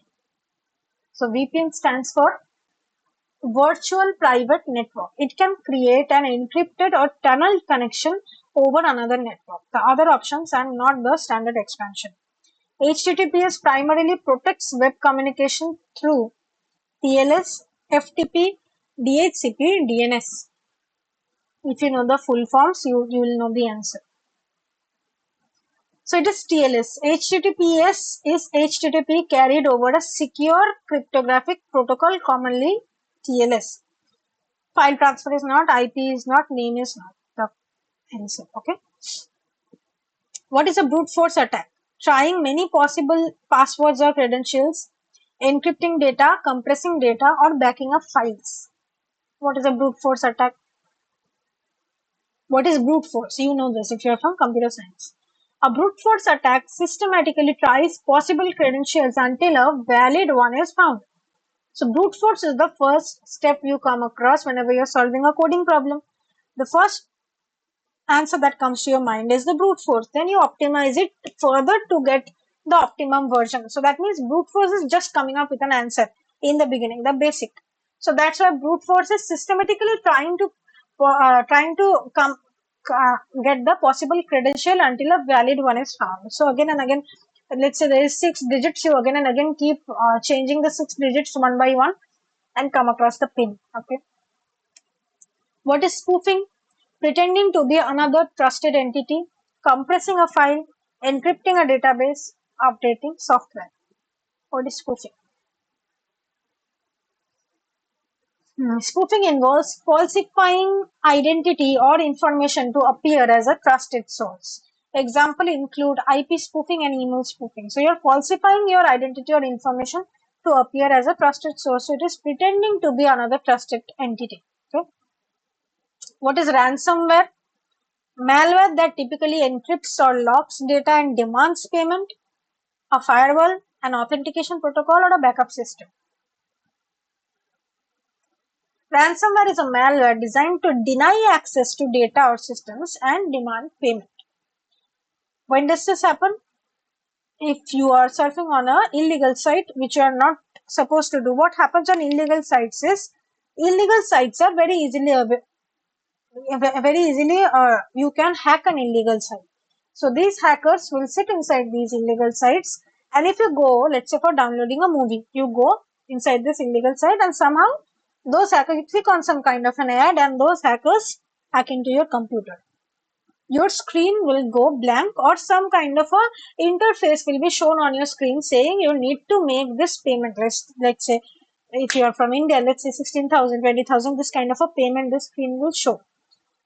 But that interface will probably be for 10 to 15 minutes only. And within those 10 to 15 minutes, you will panic and think, okay, my system is hacked. I need to pay, otherwise all my data will go, and you will pay that 15,000 and your 15,000 will be gone after 15 minutes. That screen will automatically go away and your computer will remain like it is. It has not actually been hacked.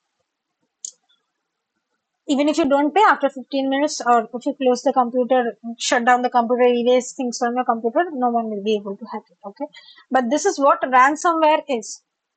Okay. They show a particular screen and demand for money saying your system has been compromised, and if you do not pay this money, then your system will remain compromised. Okay.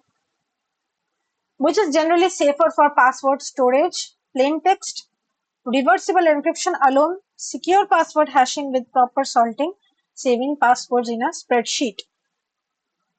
Which is safe? Passwords should generally be stored using dedicated password hashing algorithms with proper sorts.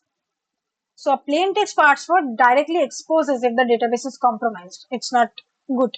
Reversible encryption is not the standard approach for password verification.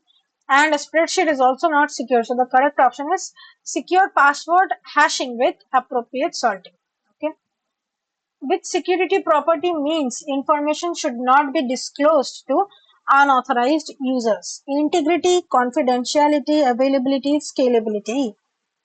CIA. Not that CIA, the CIA triad. So it is confidentiality. The CIA triad is confidentiality, integrity, and availability. Confidentiality means prevent unauthorized disclosure.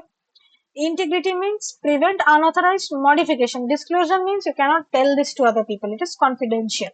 Integrity is prevent unauthorized modification. You cannot modify it. Availability is ensure authorized users can access resources when needed. So when needed, only the authorized users should be able to access it. There should not be denial of service basically. So confidentiality is the correct answer. Okay. Now we are coming to the cloud computing part. Okay. Which cloud service model provides infrastructure such as virtual machines and storage, software as a service, platform as a service, IaaS, DBMS, infrastructure as a service, and DBMS, database management system. Infrastructure such as virtual machines and storage. So IaaS will be your answer. Infrastructure as a service. It provides infrastructure components such as virtual machines, storage, network. SaaS is software as a service, complete software application. PaaS is application development platform, platform as a service. And DBMS is database management system. It is not a cloud service model. Let me just quickly check the recording.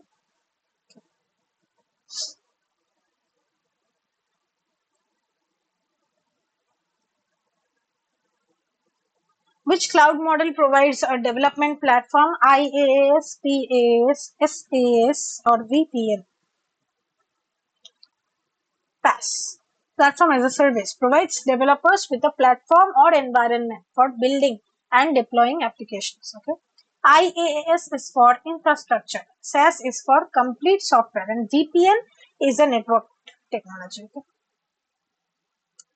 Which model provides complete applications to users? IaaS, PaaS, SaaS, LAN. Complete applications to users. SaaS. Software as a service. Users consume the application rather than managing the underlying infrastructure. LAN is local area network. It's a network type, so it will not be the answer. An offline office productivity application is generally IaaS, PaaS, SaaS, or bare metal. Offline office productivity. It is just to confuse you, it is SaaS. Users directly use the software through a web application or client without managing the underlying infrastructure. That's why it's offline. Which deployment model combines public and private cloud environments? Hybrid, local, single cloud, or dedicated? Uh, which one? Public plus private. Hybrid. Hybrid cloud combines private infrastructure with public cloud resources. Okay. What is virtualization? Creating virtual versions of computing resources, encrypting all files, creating physical servers, deleting unused applications. Virtualization allows physical computing resources to host virtual machines or other virtual resources. So, creating virtual versions of computing resources is correct. Encryption is not the answer, it's a security technique, and virtualization abstracts physical resources rather than simply creating physical servers. So creating physical server is not the answer. What is scalability? Ability to handle increased workload by adding resources. Encrypt data, deleting services, or compressing files. It's very easy. Scalability is the ability of a system to handle increasing workload by increasing the capacity. So option A is correct. Encrypting is related to security, deleting is related to resource deletion, and compressing file is related to compression. What is elasticity? Automatically adjusting resources according to demand, permanently increasing resources, encrypting data, or backing up files. Elasticity means resources can dynamically scale up and down according to workload. So this is the key distinction. Scalability is the ability to grow, but elasticity is it dynamically adjusts the demand, can dynamically scale up and down according to the workload. That's why answer is automatically adjusts resources according to the demand. Okay. What does a load balancer do? It distributes the traffic or workload among the servers, stores the passwords, creates domain systems, or encrypts data. I already gave the answer, sorry. A load balancer distributes the incoming requests across multiple backend services. So this helps with the performance, the availability, and the scalability because it distributes the load. Okay. Which cloud characteristic allows users to access resources over a network when needed? On-demand network access, manual hardware installation, physical isolation only, or local only processing. So which characteristic allows users to access resources over a network when needed? On demand. On demand network access. Cloud computing provides network based access to computing resources when required. The other options contradict because manual hardware installation is not the part of cloud, physical isolation not the part, local only is not It can be globally accessed. What does IaaS stand for? Internet as a service, infrastructure as a service, integration as a service, information as a service. It is infrastructure as a service. Okay. What does PaaS stand for? Platform as a service, program as a service, processing as a service, or private application as a service? Platform, platform as a service. What does SaaS stand for? Storage as a service, software as a service, security as a service, or system as a service? SaaS stands for storage as a service. Sorry, software as a service.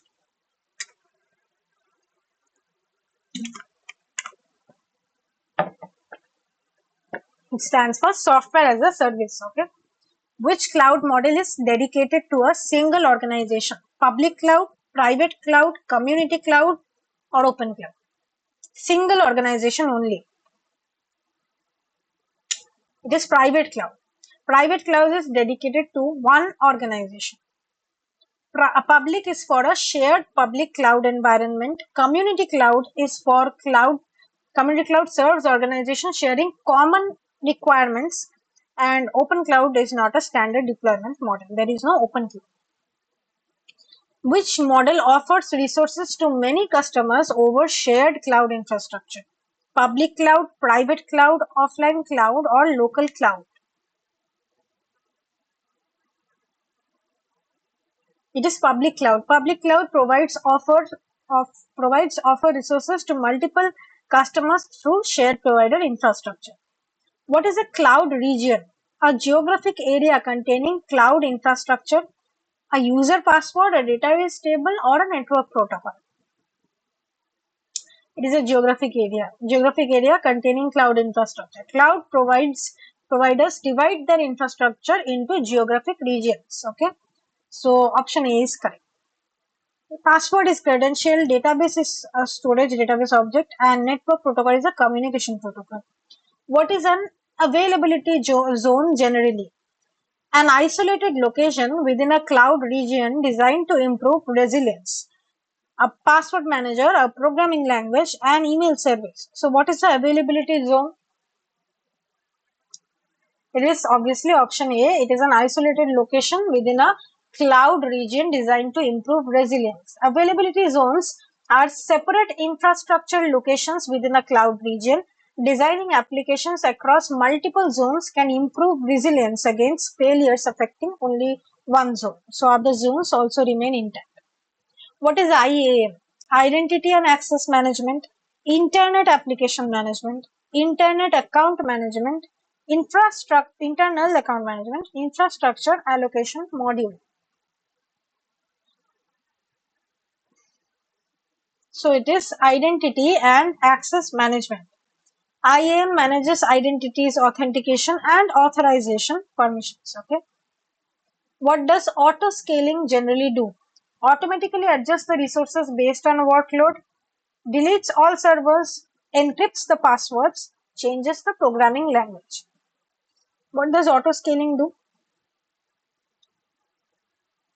Auto-scaling can automatically add or remove computing resources based on demand or defined policies. So, automatically adjust resources based on workload is the answer. Which cloud concepts refers to the ability of a service to remain operational despite failures? Availability, compilation, encapsulation, or inheritance? It is availability. Availability means a system remains accessible and operational even when users need it. Okay. Compilation is a programming process, and other two are OOPS concepts. Okay. We are done with the cloud part. Now we will go to the last 40 MCQs of our session, which is the computer science or the computer fundamentals part. What we are going to have in this fundamentals part is data structures and algorithms part. Little bit easy things. Operating system we are going to have, DBMS some questions we are going to have, and what else?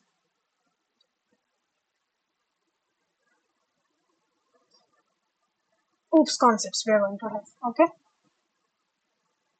Before that, before we end our session, the last 40 MCQs. If you have skipped the part, this is the Accenture crash course of only 709 rupees, and there is an offer going on right now. Verbal ability you will have, coding you will have, cloud and network like the MCQs which I am teaching right now, pseudocode, then these technical MCQs, MS application, game-based aptitude, and programming obviously is there for C, C++ and Java. So inside this part, if you go right, you will be able to see everything. The cognitive assessment, technical assessment, coding, previous year question, live class for new batch, old batch, everything is there. Accenture mock, English, okay, pseudocode, everything is there. If you see the live recording new batch, you will see all of the things. Reasoning classes is there, coding classes is there, verbal ability is there. Inside this coding class again, Java, Python, C++, everything is there. This technical MCQ is also there, this technical MCQ class. Okay, so everything you'll find inside. This coding class is also there. So for this new batch you'll find. So if you want, if you need, then you can purchase it. Let me check the recording. Fine.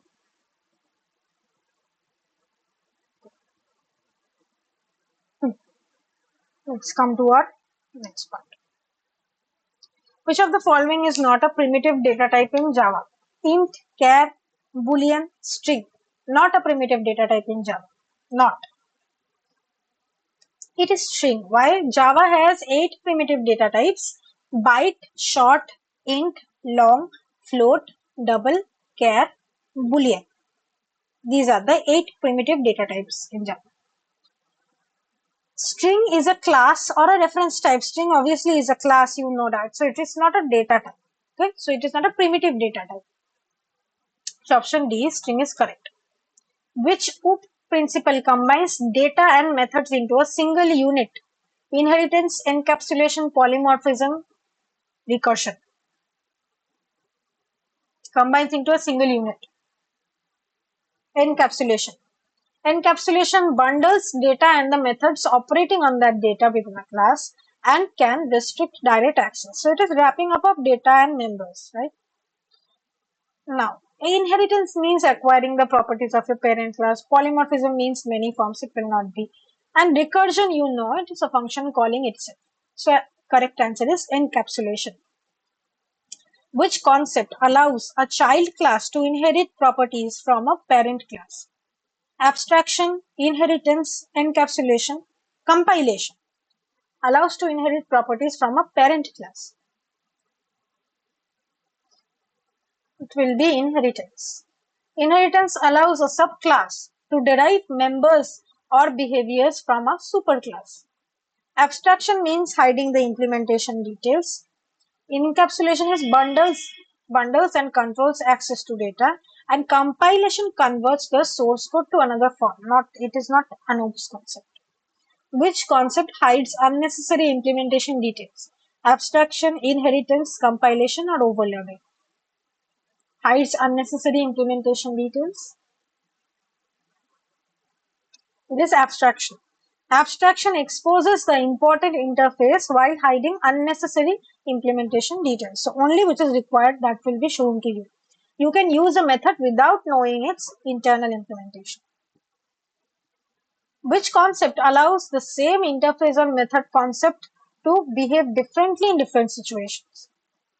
Option A, polymorphism. Option B, encapsulation. Option B, compilation. Option D, normalization. Behave differently in different situations. That means having many forms. That means it is polymorphism. For example, a parent reference can refer to different child objects and overridden methods can behave differently. Abstraction is data hiding. Encapsulation is data bundling. Compilation process is compilation and normalization is for DBMS. It's not OOPS. Method overloading is generally compile time polymorphism, runtime polymorphism, inheritance, or abstraction only. What is method overloading? It is compile time. Overloading means multiple methods have the same name but different parameter lists. So before the runtime only, during compilation only, we understand which method to call because they have a different parameter list. The compiler determines which method signature is appropriate. Okay. So method overriding is generally associated with runtime polymorphism. Okay. And overloading doesn't itself means inheritance. We can overload using inheritance, but doesn't always means inheritance.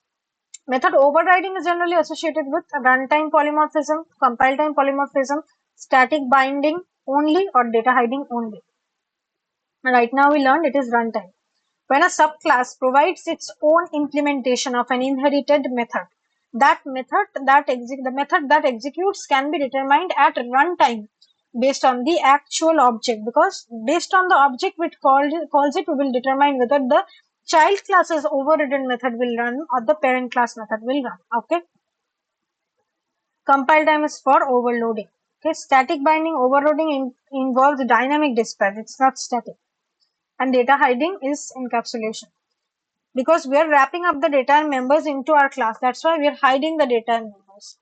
Which keyword creates an object in Java? Class, new, object, or create?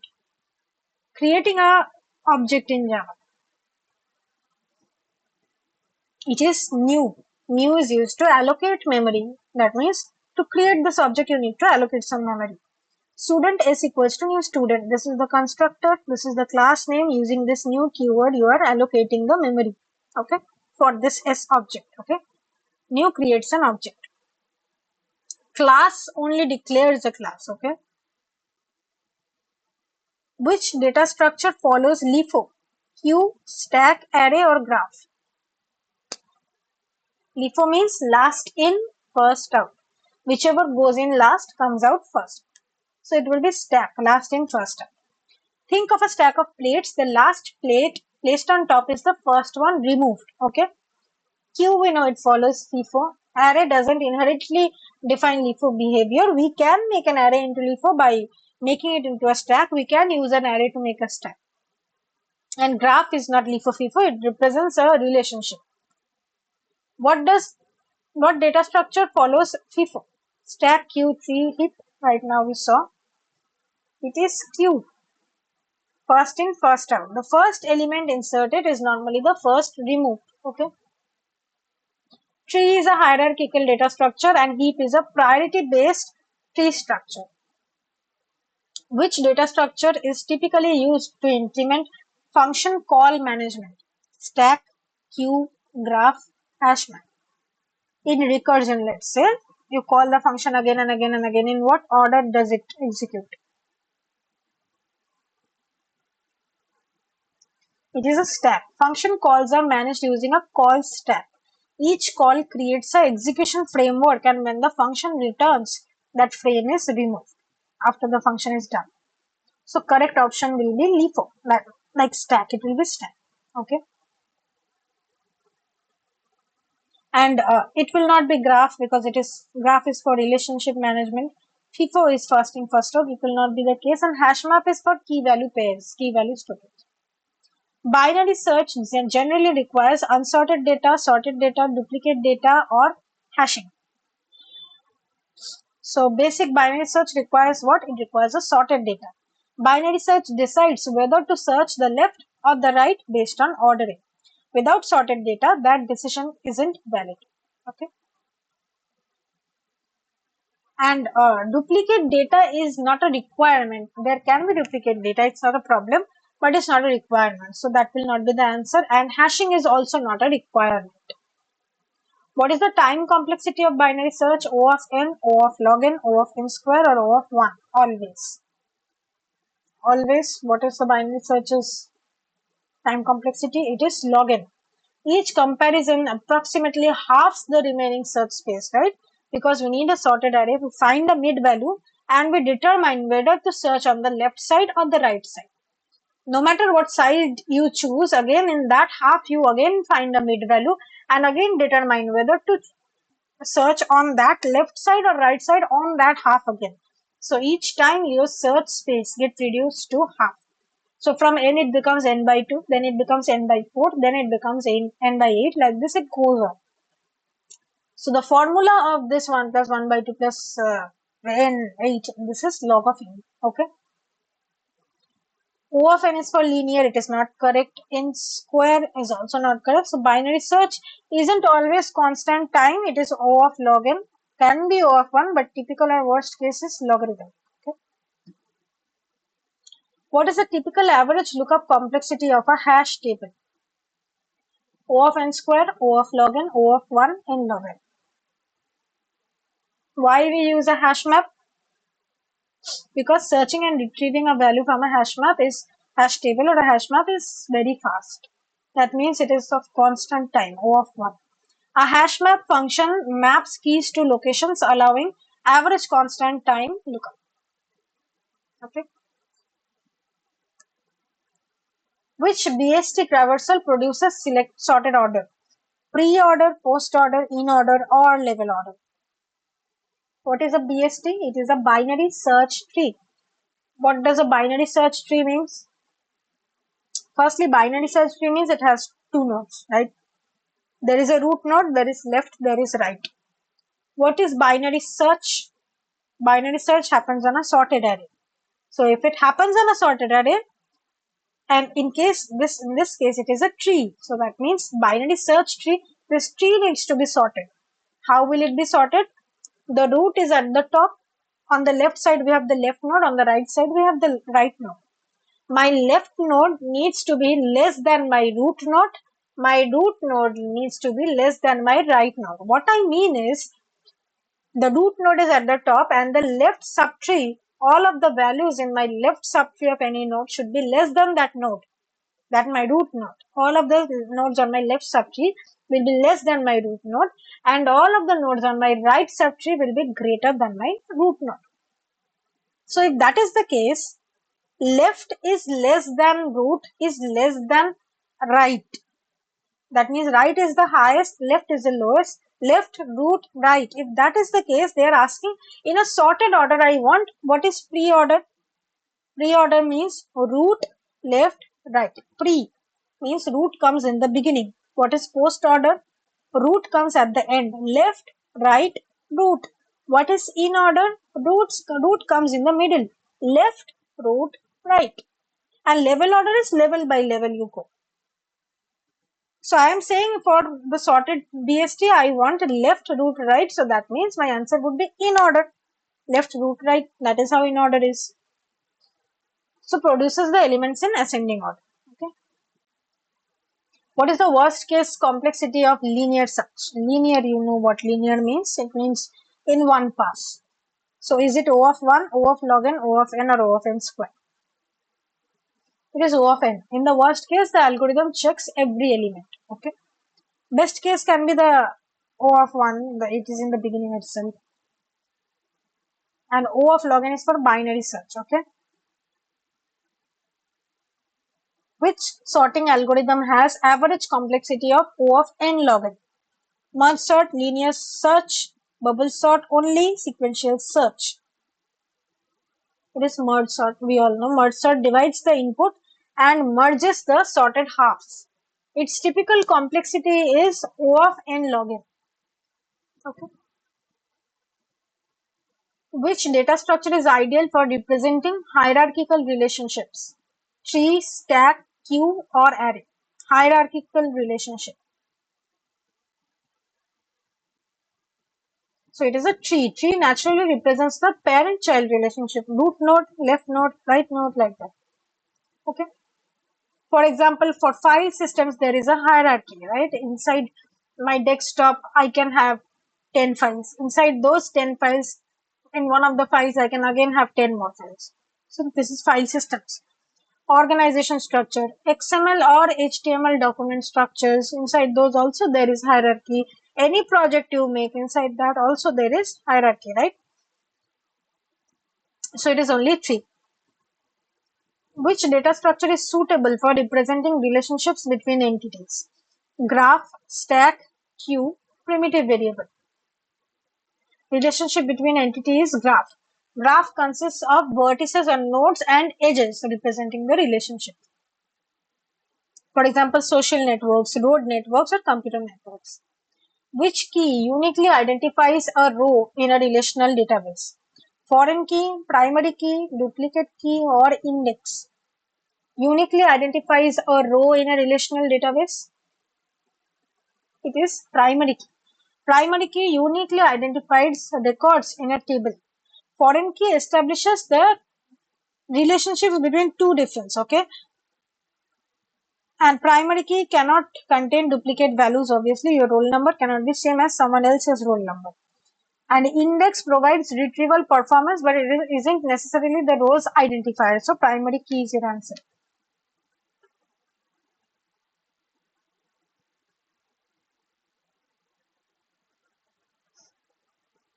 Okay.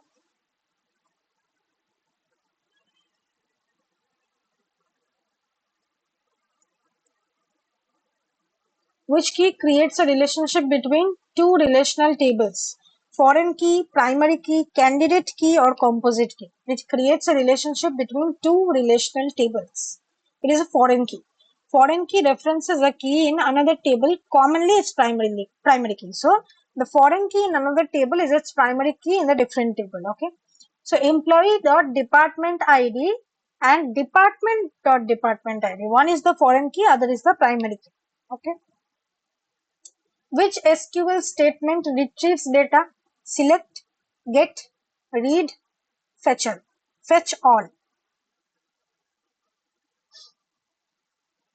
Retrieves data, it will be select. Select retrieves the data. Select star from employee, select all employee. The other options aren't SQL, okay? SQL clause filters rows. Which SQL clause filters rows? Group by, where, order by, join. Which one filters rows? It will be where filters the individual rows based on the condition. How? So select star from employee where my salary is greater than 15,000. So it means select the employees whose salary is 50,000, above 50,000. Okay. Group by groups the rows and order by sorts them and join combines the related tables. Which clause sorts the query results? Sort, order by, group by, or arrange. For sorting, right now we learned it is order by. Select from star from employee, that is select from all employees and order by salary in descending, order by salary DESC. So that means all employees will select and print whose salary will arrange in descending order and print in that way. Which clause groups rows based on one or more columns? Group by, where, order by, or group based on one or more columns. It is group by. Group by is commonly used with aggregate functions. Example, select department, count asterisk all from employee, group by department. That is based on that department, you will group my employees. That is, let's say only the employees in the IT department you group and print. Select department and count from employee group by department. Which SQL operation combines rows from multiple tables based on related condition? Join, merge file, connect, or link. Combines rows from multiple tables based on a related condition. It is join. Join combines related data from multiple tables. Commonly, there are multiple joins like inner join, left join, right join, or full outer join. What does the atomicity mean in ACID? ACID properties you have learned. Transaction is all or nothing. Data is always sorted. Data is always encrypted. Data is always online. So atomicity means a transaction either completes entirely or doesn't take effect at all. So it means transaction is all or nothing. A bank transfer involving debit or credit should not leave the system with only one side completed. Okay. What does durability mean? Committed changes survive failures. Queries execute instantly. Data is never deleted. Tables cannot be modified. So what does durability mean? Once a transaction is committed, durability means its changes should persist even if the system subsequently crashes. So option A is correct. Committed changes survive failures. This also. Data is never deleted. This is not the answer. Durability doesn't mean data can never be deleted. Okay. And tables cannot be modified. This also doesn't mean. Durable means In case of failure, the changes still remain. Okay, so it's like building your house. If you want to modify your house, you can.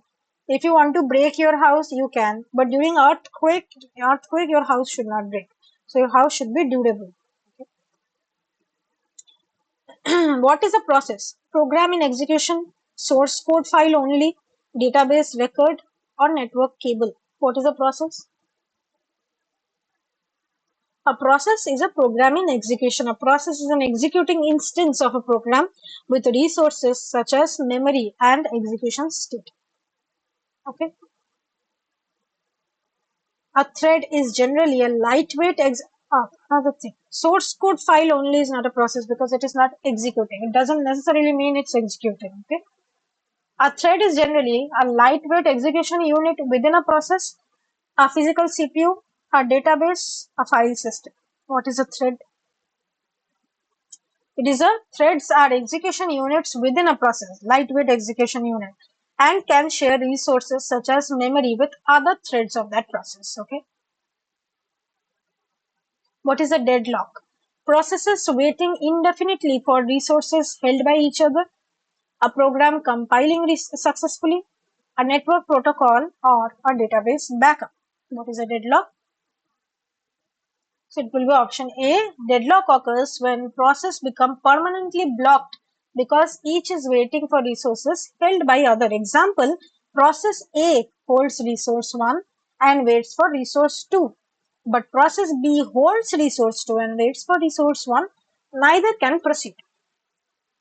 So you have a dairy milk. Your friend has Amul chocolate. You are saying, if you give me that Amul chocolate, I will give you this dairy milk chocolate. And your friend is saying, no, first you give me the dairy milk chocolate and then I will give you the Amul chocolate. So there is no trust. No one is leaving that chocolate, but they want those chocolate that your friend is holding. So no one is going home. You are standing there from morning to evening. No one is trusting each other that if I give this guy this chocolate, he'll run away. So that's what this is. This is a deadlock. No one can proceed.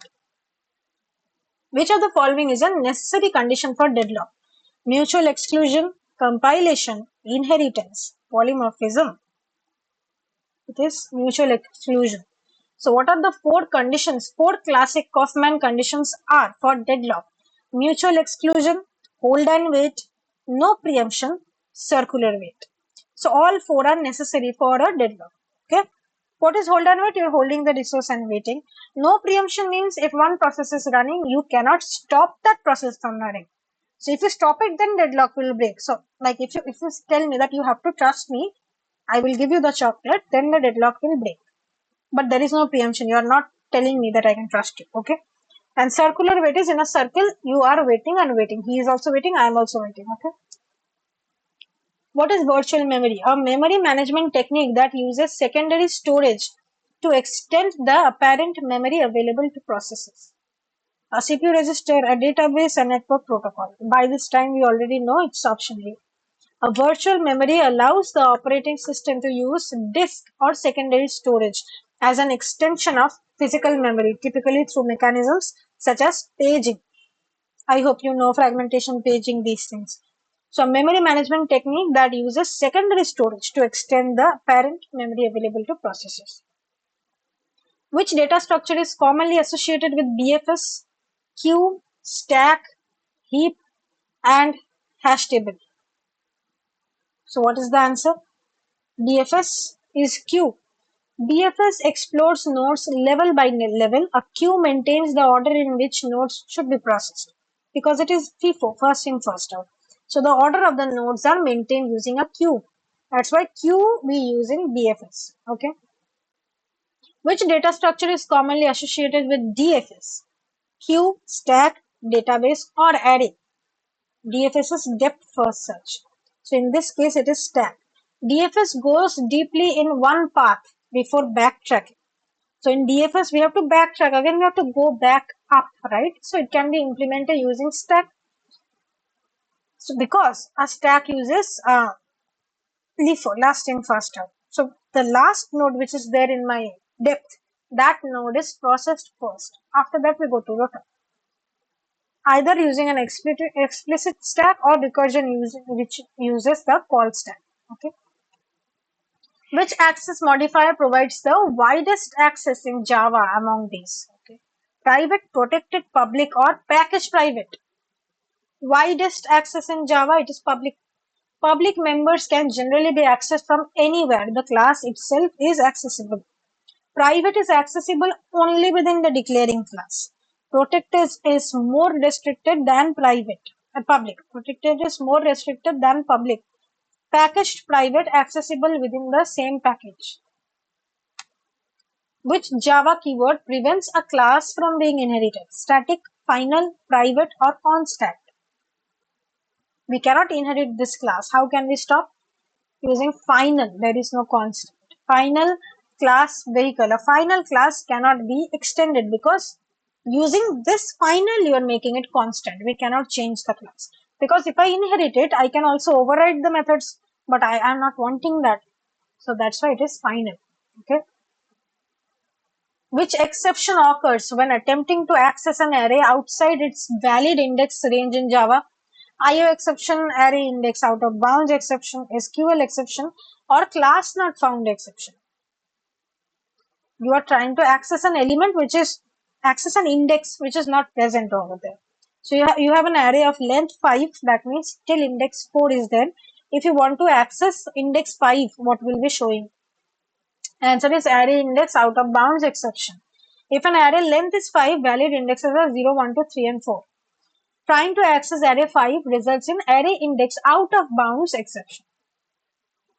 IO exception is related to input-output operations, and SQL exception is for database operations. Okay, and class not found exception occurs when the class is not found at all. Which of the following best describes an algorithm? A programming language, a step-by-step procedure for solving a problem, a hardware device, or a database step. Is it a programming language? No. An algorithm is a step-by-step procedure for solving a problem. An algorithm is a finite, well-defined sequence of steps used to solve a problem or perform a computation. Okay. Programming languages are Java, Python, C++, these things.